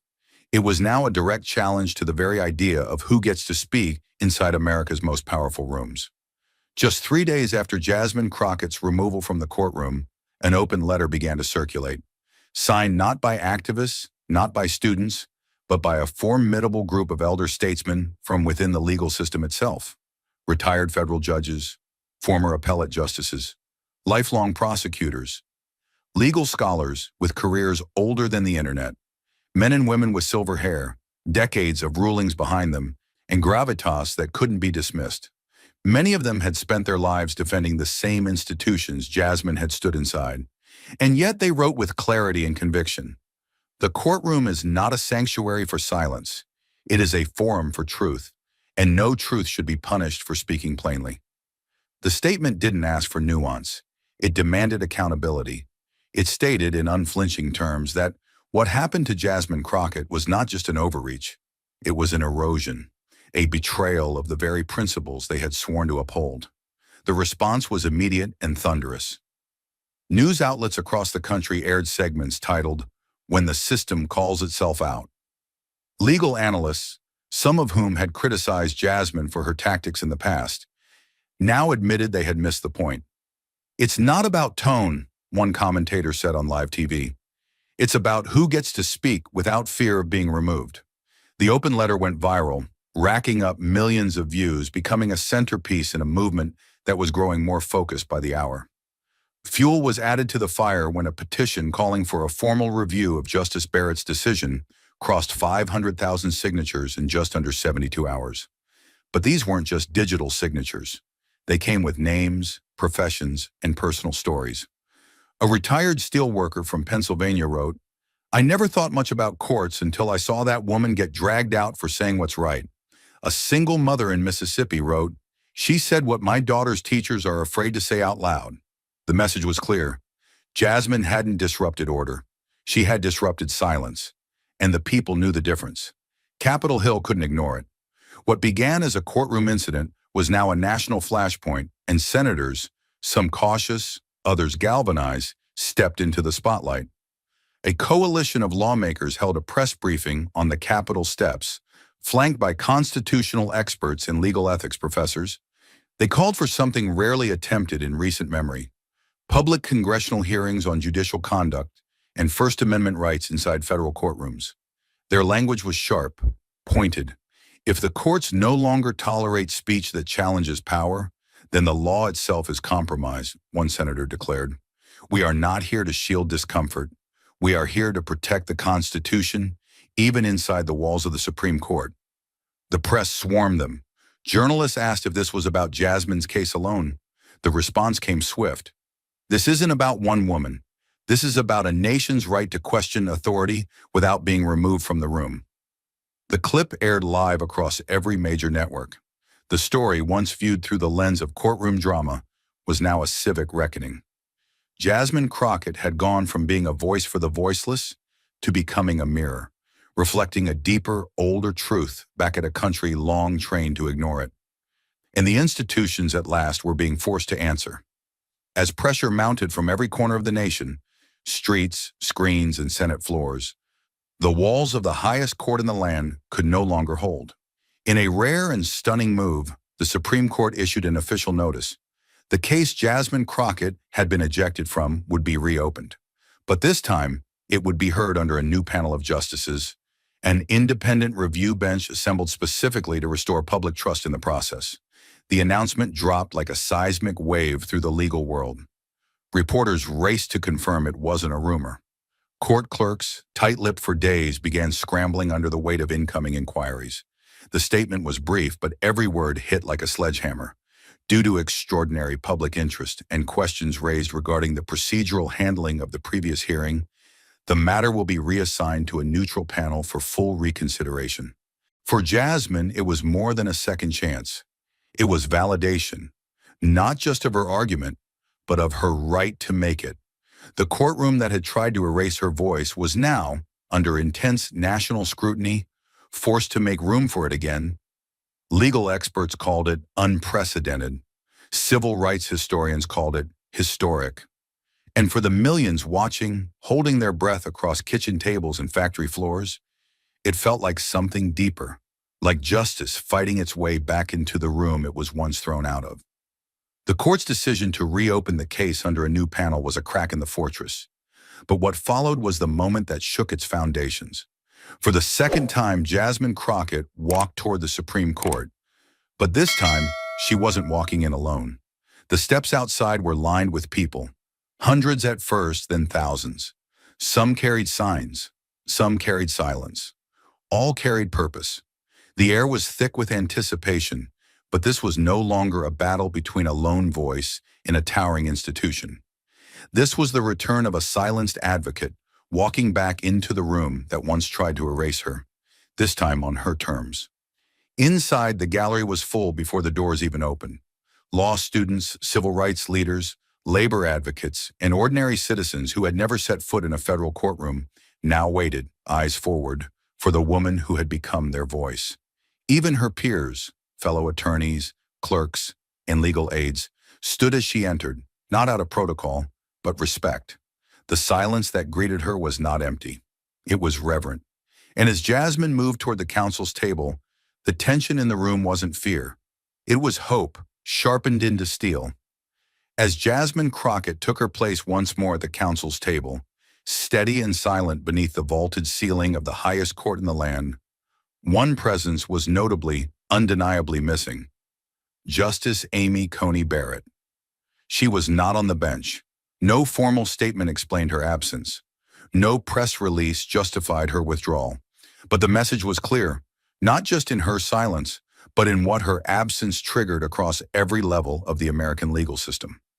In the days following the reopening of the case, something unprecedented began to unfold. Barrett's removal from the new judicial panel sent shockwaves through the judiciary, not as punishment, but as precedent.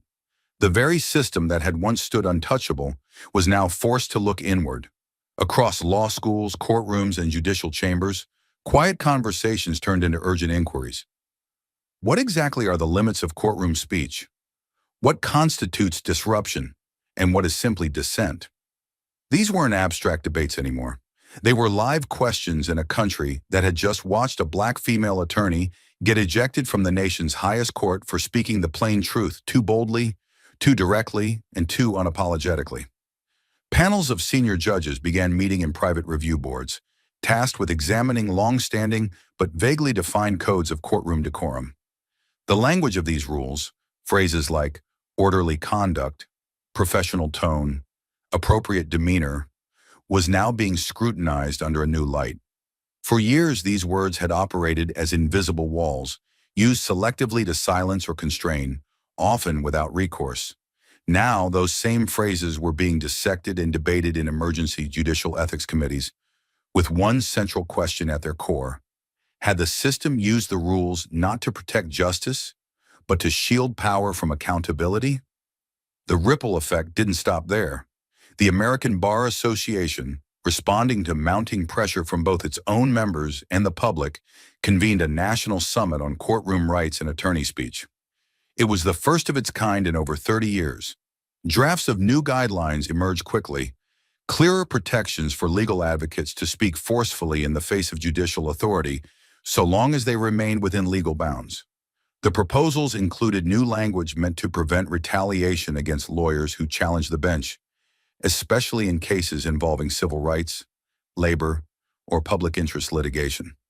Among many in the legal community, these changes began to be referred to informally, but widely as the Crockett precedent. Though unofficial, the nickname stuck, not because of politics, but because of clarity. Jasmine's moment in that courtroom had revealed a systemic flaw with stunning simplicity. When power feels threatened, it can call passion disorder and label truth as misconduct. That realization was no longer theoretical. It had been broadcast live to millions, and now it was being carved into the legal fabric of the nation. Barrett herself offered no comment, no interview, no written statement. But within legal circles, her silence carried weight. Not defeat, not admission, but consequence. The court had moved on without her, but the system could not forget what her gavel had triggered. A single order to remove one woman had forced the most revered legal institution in America to revisit the very lines that define justice, silence, and speech. And from those lines, rewritten now in sharper ink, a new standard was rising. The courtroom reforms rippled through the legal world like a seismic shift, but the heart of the matter still waited at the center, the case itself, the people Jasmine Crockett had risked everything to defend. And when the ruling finally came down, it did not whisper, it roared. In a decision that would make headlines across every major news outlet, the new panel of justices ruled unanimously in Jasmine's favor. The verdict was as sweeping as it was direct.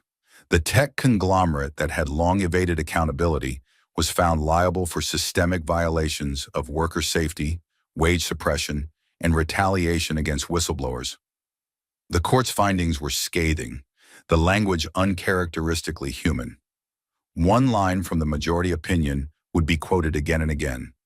A voice raised in defense of dignity must never be treated as a threat to order. But the ruling didn't stop at moral vindication. It had teeth. The court ordered immediate financial restitution to over 1,200 employees affected by the company's practices, totaling hundreds of millions in back pay, damages, and penalties. The impact was instant. For many of those workers, justice had never felt like an option. Now it arrived with the weight of law behind it, and the woman who refused to be silenced standing at its helm. But Jasmine's victory extended far beyond the walls of any courtroom. She hadn't just won a case. She had shifted public consciousness. Her story of defiance, of removal, of return had become a rallying cry not just for the legal community, but for the working class, for the unheard, for anyone who had ever been told they were too loud, too angry, too much. On factory floors, in teacher lounges, in late-night shift rotations and break room corners, people talked about her as if they had known her their whole lives. Not because she was perfect, but because she was right. She had spoken with the kind of raw honesty that doesn't come from legal training, but from living close to the edge of power, where justice is often a rumor, not a right. Legally, her win forced a chain reaction. State labor departments across the country began re-examining safety protocols and employer compliance with renewed scrutiny. Within weeks, new federal legislation was introduced under bipartisan sponsorship, drafted with direct input from labor attorneys, union leaders, and yes, Jasmine herself. The bill proposed stricter nationwide standards for workplace safety, mandatory third-party audits for tech and manufacturing companies, and, perhaps most significantly, legal protections for employees who spoke up about abuse or exploitation. In one press conference, a senator who had once remained neutral during the initial firestorm said simply, "We have her to thank for this." In corporate boardrooms, the temperature shifted. Quietly, CEOs who had once mocked whistleblower protections now pushed internal compliance reform. PR departments were ordered to review past labor complaints. HR training modules were rewritten. Investors began asking new questions about ethics, about worker treatment, about the reputational risks of silence. What Jasmine had triggered wasn't just a legal precedent. It was cultural accountability, forced upon the powerful, not by polite suggestion, but by the undeniable echo of justice finally being heard. For Jasmine, the victory was surreal, but not soft. She didn't celebrate with champagne or victory tours. She returned to her office late that night, where the lights were still on, her desk still scattered with notes scribbled during the chaos. The same chair she sat in when the world tried to end her credibility now waited for her return. And when she sat in it, surrounded by stacks of case files, the weight of what she had done didn't feel triumphant. It felt necessary. Because this was never just about one courtroom or one ruling. It was about all the rooms she would never be allowed into, all the voices she still had to carry, all the truths still waiting to be said. Outside the courthouse, hundreds gathered to hear the decision read aloud. They stood shoulder to shoulder, union organizers, mothers with children, retired teachers, former workers who had been part of the suit. When Jasmine stepped outside, they erupted, not in cheers, but in applause that carried something deeper: recognition. She didn't speak for long. She didn't need to. Her words were simple, measured, spoken with the same clarity that had once gotten her thrown out. "This is not my victory. It's yours. I just refuse to walk away." Across the nation, celebrations unfolded, not with banners and parades, but with quiet moments of relief. In Alabama, a welder watched the news from a diner booth and wept into his coffee. In Detroit, a school bus driver handed a student a folded newspaper with Jasmine's picture on the front and whispered, "Remember her name." In Queens, a night shift nurse sat on the steps outside the hospital and texted her union rep, "It's our turn next." But the deepest change came where it was needed most: the law. Courts began applying the Crockett ruling as a new benchmark for labor-related cases. Judges referenced her arguments in footnotes and oral statements. Legal textbooks updated entire chapters to include what had happened in that courtroom and what followed. Law students, especially young women, especially women of color, began citing Jasmine's case not just in essays, but in dreams. And slowly, painfully, the doors that had been closed for so long began to creak open. Not because the system was generous, but because someone had kicked hard enough for the hinges to loosen. Yet amid the rising reforms and overdue justice, one truth remained steady. Jasmine Crockett had not been invited into history. She had forced her way in. And in doing so, she had rewritten what it meant to win. Not with politeness or patience, but with conviction that refused to shrink. Her legal victory, while stunning, was not her greatest achievement. Her greatest achievement was surviving the system that tried to contain her and making it answer for what it had done. Not just to her, but to everyone like her who had been told their voice was too disruptive, too dangerous, too loud. Jasmine never asked to become a symbol. She asked to be heard. And in a country where truth is often edited for comfort, her full-volume refusal to stay silent became a defining moment, one that would ripple through courtrooms, legislation, and collective memory for years to come. And though the case had closed and the ink had dried, one thing remained undeniably clear. The woman they tried to silence had become the sound of justice, and no ruling, no bench, no gavel would ever drown her out again. Even after the gavel fell and justice was delivered, Jasmine Crockett knew her work wasn't done. Victories inside courtrooms were powerful, but the real war, she understood, was still being waged in factories, hospitals, warehouses, and offices where voices remained silenced and courage was still punished. And so from the ashes of her battle, she built something new. She launched a legal defense fund, not for herself, but for the countless workers across the country who didn't have the platform, the spotlight, or the legal firepower she had earned the hard way. But this wasn't just any fund. She named it after the woman who had taught her that justice begins in the small moments, in the quiet defiance of everyday people who refuse to look away. It was called the Gloria Crockett Foundation, in honor of her mother, a former nurse who had once been fired for standing up for her fellow nurses during a hospital staffing crisis. Gloria hadn't had a lawyer. She hadn't had media attention. She'd had only her voice, and the cost of using it had been her livelihood. That injustice had never left Jasmine. It had shaped her. Now, through the foundation, Jasmine made sure no one else had to fight alone. The fund offered pro bono legal support for low-wage workers facing wrongful termination, discrimination, retaliation, or unsafe working conditions.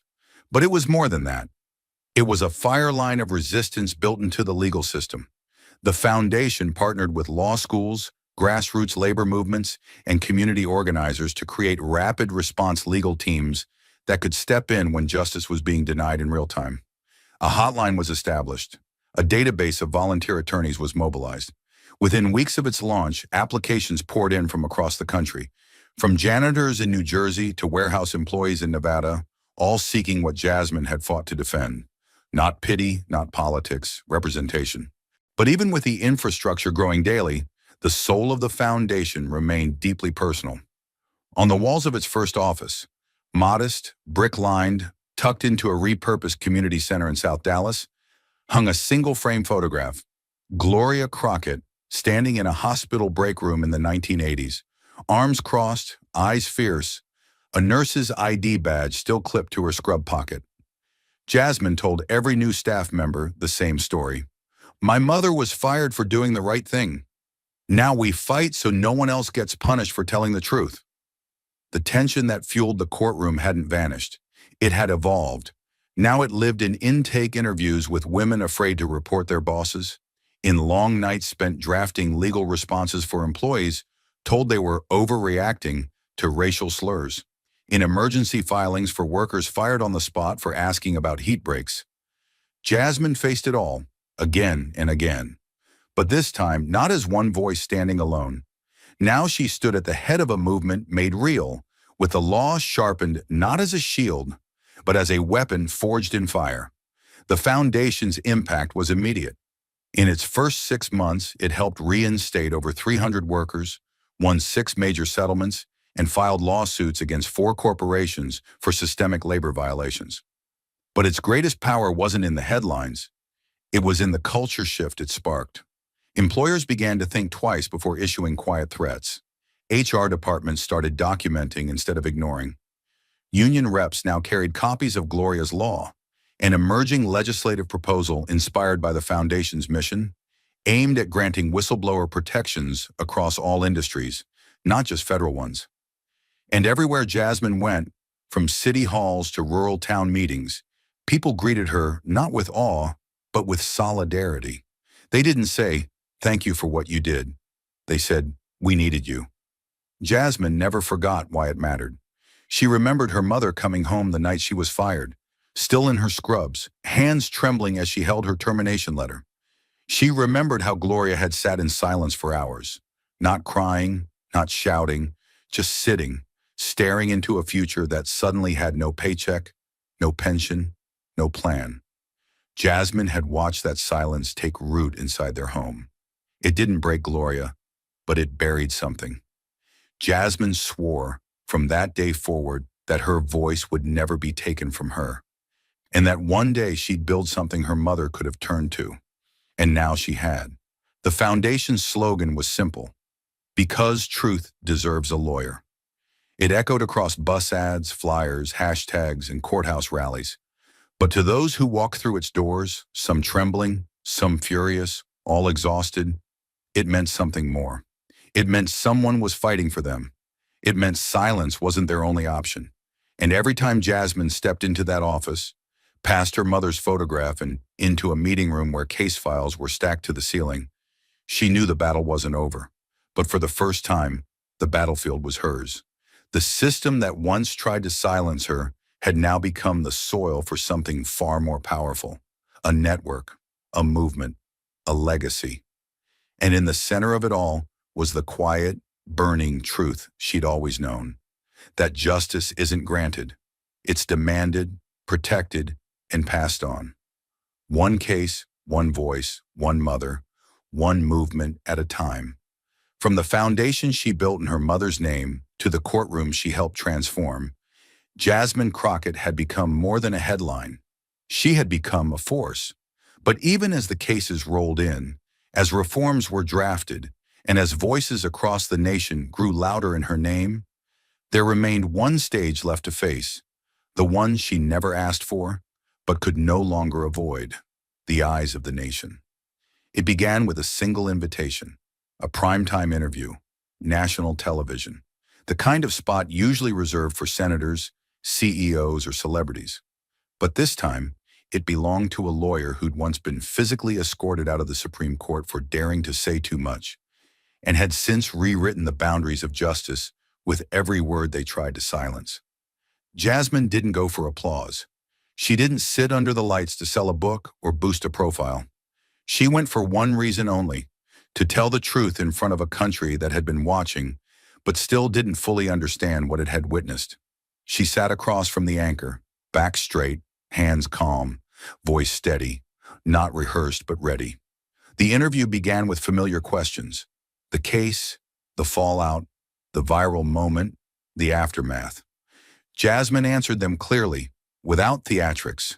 But it was what came next that lit a spark in every living room, classroom, newsroom, and break room across America. The anchor leaned in and asked, "Do you think it had to happen that way?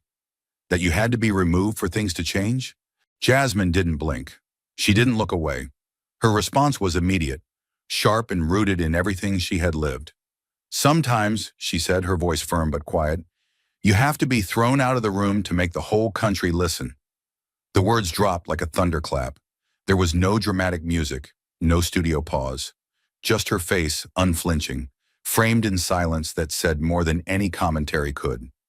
Across the nation, people stopped mid-conversation, mid-scroll, mid-doubt, because they understood, deep in their bones, that she wasn't just talking about herself.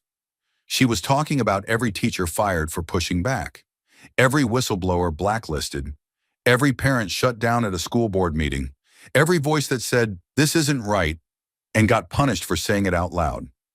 Jasmine didn't gloat. She didn't posture. She simply explained. She spoke about the cost of being disruptive in rooms that were built to absorb conflict but never confrontation. She spoke about how justice has always required a kind of violence, not physical but emotional, institutional, the violence of being dismissed, ridiculed, or erased. She talked about the workers who had come to her since, not to thank her, but to tell her what they'd been holding back, waiting to say, now finally unafraid. And most of all, she talked about what comes next, not for her, but for the country. This isn't about me, she said. It's about every person watching who thinks they have to wait their turn to speak. You don't. You never did. You just needed to see someone survive the fallout to believe you could. Clips of the interview exploded online. Millions viewed it within hours. But it wasn't the platform that made it powerful. It was the truth inside it. It was a lawyer, not trying to be famous, but trying to hold the door open just a little wider for the people who would walk through it after her. People who would speak, maybe not with the same words, but with the same fire. And long after the cameras cut and the anchor thanked her for her time, Jasmine stayed in that chair for a moment longer, staring into the quiet studio lights. Not to enjoy the silence, but to remember what it had cost to fill it. Because she knew, perhaps better than anyone in the country at that moment, that silence is never neutral. It's a choice, and hers was never to be quiet again. And as Jasmine Crockett's voice echoed from courtrooms to television screens, from factory floors to Capitol Hill, what remained after the dust settled was not just a legal victory or a public reckoning. It was a lesson, a hard, human, undeniable lesson. One that couldn't be confined to a press release or captured fully in headlines. Because this was never just about a woman being removed from a courtroom. It was about everything that removal represented. It was about the rules we use to define acceptable voices, the quiet mechanisms that silence truth when it becomes too sharp, too uncomfortable, too unmanageable for the systems built to contain it. The moral wasn't wrapped in triumph. It was forged in confrontation. Jasmine had walked into a place that was supposed to represent fairness and found that fairness had terms and conditions. She hadn't violated the law. She hadn't disrupted proceedings with chaos. Her only offense was refusing to soften her truth to fit the mold of decorum. That truth, that justice cannot thrive in a space where voices are policed more strictly than power, is what shattered the illusion of balance in that courtroom. Her ejection became a mirror, forcing the nation to look at itself and ask, who gets to speak freely? Who is told they're too much, too loud, too emotional? The answer, painful as it was, became the seed of change. Jasmine's experience reminded us that justice, when too tightly managed, stops being just. That order, when weaponized, becomes a mask for control. And that dignity, true dignity, requires space for dissent, for disruption, for voices that don't always speak in measured tones. She showed us that sometimes the path to a better system begins when someone refuses to play by the rules written to keep them small. Sometimes the most courageous act is not staying silent in the name of politeness, but speaking louder precisely because the silence is what's killing the truth. Her story teaches that bravery is not about dramatic gestures. It's about persistence in the face of dismissal. It's about continuing to speak even after you've been told to sit down. It's about returning to the room that rejected you, not for revenge, but because you believe that the room itself must change. That lesson, carved through Jasmine's every word, every step, every breath she took after being silenced, is the heartbeat of her legacy. She did not ask to become a symbol. She did not seek the spotlight. She sought justice. And when justice slammed the door in her face, she stood outside and made the entire nation listen. In the end, Jasmine Crockett taught us this. True justice is not fragile. It does not fear passion. It does not break under pressure. What breaks is the illusion that order alone can protect fairness. What crumbles is the belief that power will always self-correct. Her journey was a reminder that sometimes the only way to fix a broken system is to stand in its most sacred room, call it what it is, and refuse to leave quietly when it tries to bury you. That's not just a legal lesson. That's a human one. And it will echo long after her footsteps fade from that courtroom floor. Considering word count and style, the user wants a call to action in 1,400 words, but they've asked for 9 to 10 sentences in a paragraph. That's tricky since 1,400 words divided by 9 to 10 sentences means each sentence would need to be about 150 to 160 words. I'm going to keep the dramatic tension and call to action intact while stretching the sentences to fit the word count. I'll aim for clarity while keeping the excitement in the writing. Should be interesting. Let's try crafting these long sentences. Thought for 10 seconds, and if Jasmine Crockett's fight cracks something open inside you, if that single defiant moment when she was pushed out of the courtroom left your heart thundering with the knowledge that justice is never gifted but seized, then let that pulse turn into purpose, because a spark of outrage left unused is just a story you'll tell instead of a world you'll change. And every system that once silenced someone like Jasmine is counting on your attention, drifting back to comfort before you turn indignation into action that costs you time, breath, and the willingness to make powerful people uncomfortable. Look hard at the rooms you occupy. Warehouse aisles lit by dim fluorescence, conference calls where someone's idea is steamrolled by polished voices, classrooms where a student's accent becomes a joke that no teacher corrects. And notice how often truth is told to wait its turn while profit, prejudice, or protocol moves to the front of the line. Understand that injustice isn't always a baton or a billy club. Sometimes it's a meeting agenda that never reaches the last item because the chair respects the schedule, or a dress code that polices hair more strictly than harassment, or a performance evaluation that weighs obedience heavier than courage. And know that each quiet cut leaves wounds that never show on the body, but bleed morale, dignity, and hope until entire communities accept pain as normal. So speak even if your voice cracks, because a cracked voice still shatters silence. Write the email demanding hazard pay and copy every supervisor on the thread. Organize your coworkers into a lunchtime caucus that translates frustration into strategy. Refuse to let racist or misogynistic jokes pass as camaraderie. Share the clip of Jasmine's removal with friends who think decorum is sacred and ask whether decorum ever protected the powerless when power felt threatened. Because if the status quo cannot survive honest conversation, perhaps it deserves to collapse under the weight of truth. Show up at the town hall mic with your shaking hands and say the grievance that's been whispered in the break room for years. Stand in front of city council members who mistake low turnout for approval and remind them that every empty seat represents someone too exhausted, too scared, or too cynical to believe change is possible. And swear that you are there for those invisible constituents until attendance becomes a movement instead of a formality. Carry cardboard signs, printed fact sheets, and bottled water to the picket line even if you've never walked one. Crowdsource donations for legal fees instead of birthday presents. Refuse to let your social media feed return to brunch photos until the workers in those kitchens earn enough to eat brunch themselves.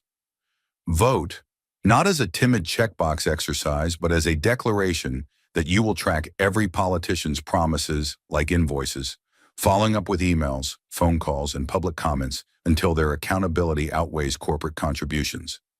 Pressure committee chairs with petitions that reach the threshold where ignoring you becomes a headline. Flood public hearing rooms so densely that lobbyists must squeeze past the communities they once dismissed. And when election season fades, keep meeting, keep counting, keep pushing until the fear of broken campaign pledges haunts every official more than the fear of lost donors. Link arms with unions old and new, because collective bargaining remains the most effective firewall against exploitation. If you have a union, strengthen it with attendance and bylaws that center the most vulnerable. If you lack a union, study Jasmine's refusal, gather colleagues over midnight coffee, and file those authorization cards despite management's open-door platitudes, understanding that employers prefer doors open so long as workers step through one at a time instead of marching together. Celebrate each negotiated safety clause as a life potentially saved, each wage increase as hours of childhood returned to parents pushed into overtime, and each grievance procedure as a guarantee that retaliation loses both its sting and its stealth. Spend privilege like currency that spoils unused. If you have a platform, lend it. If you have spare hours, volunteer them. If you possess specialized skills, Legal drafting, spreadsheet wizardry, translation. Embed them into campaigns that cannot afford consultants.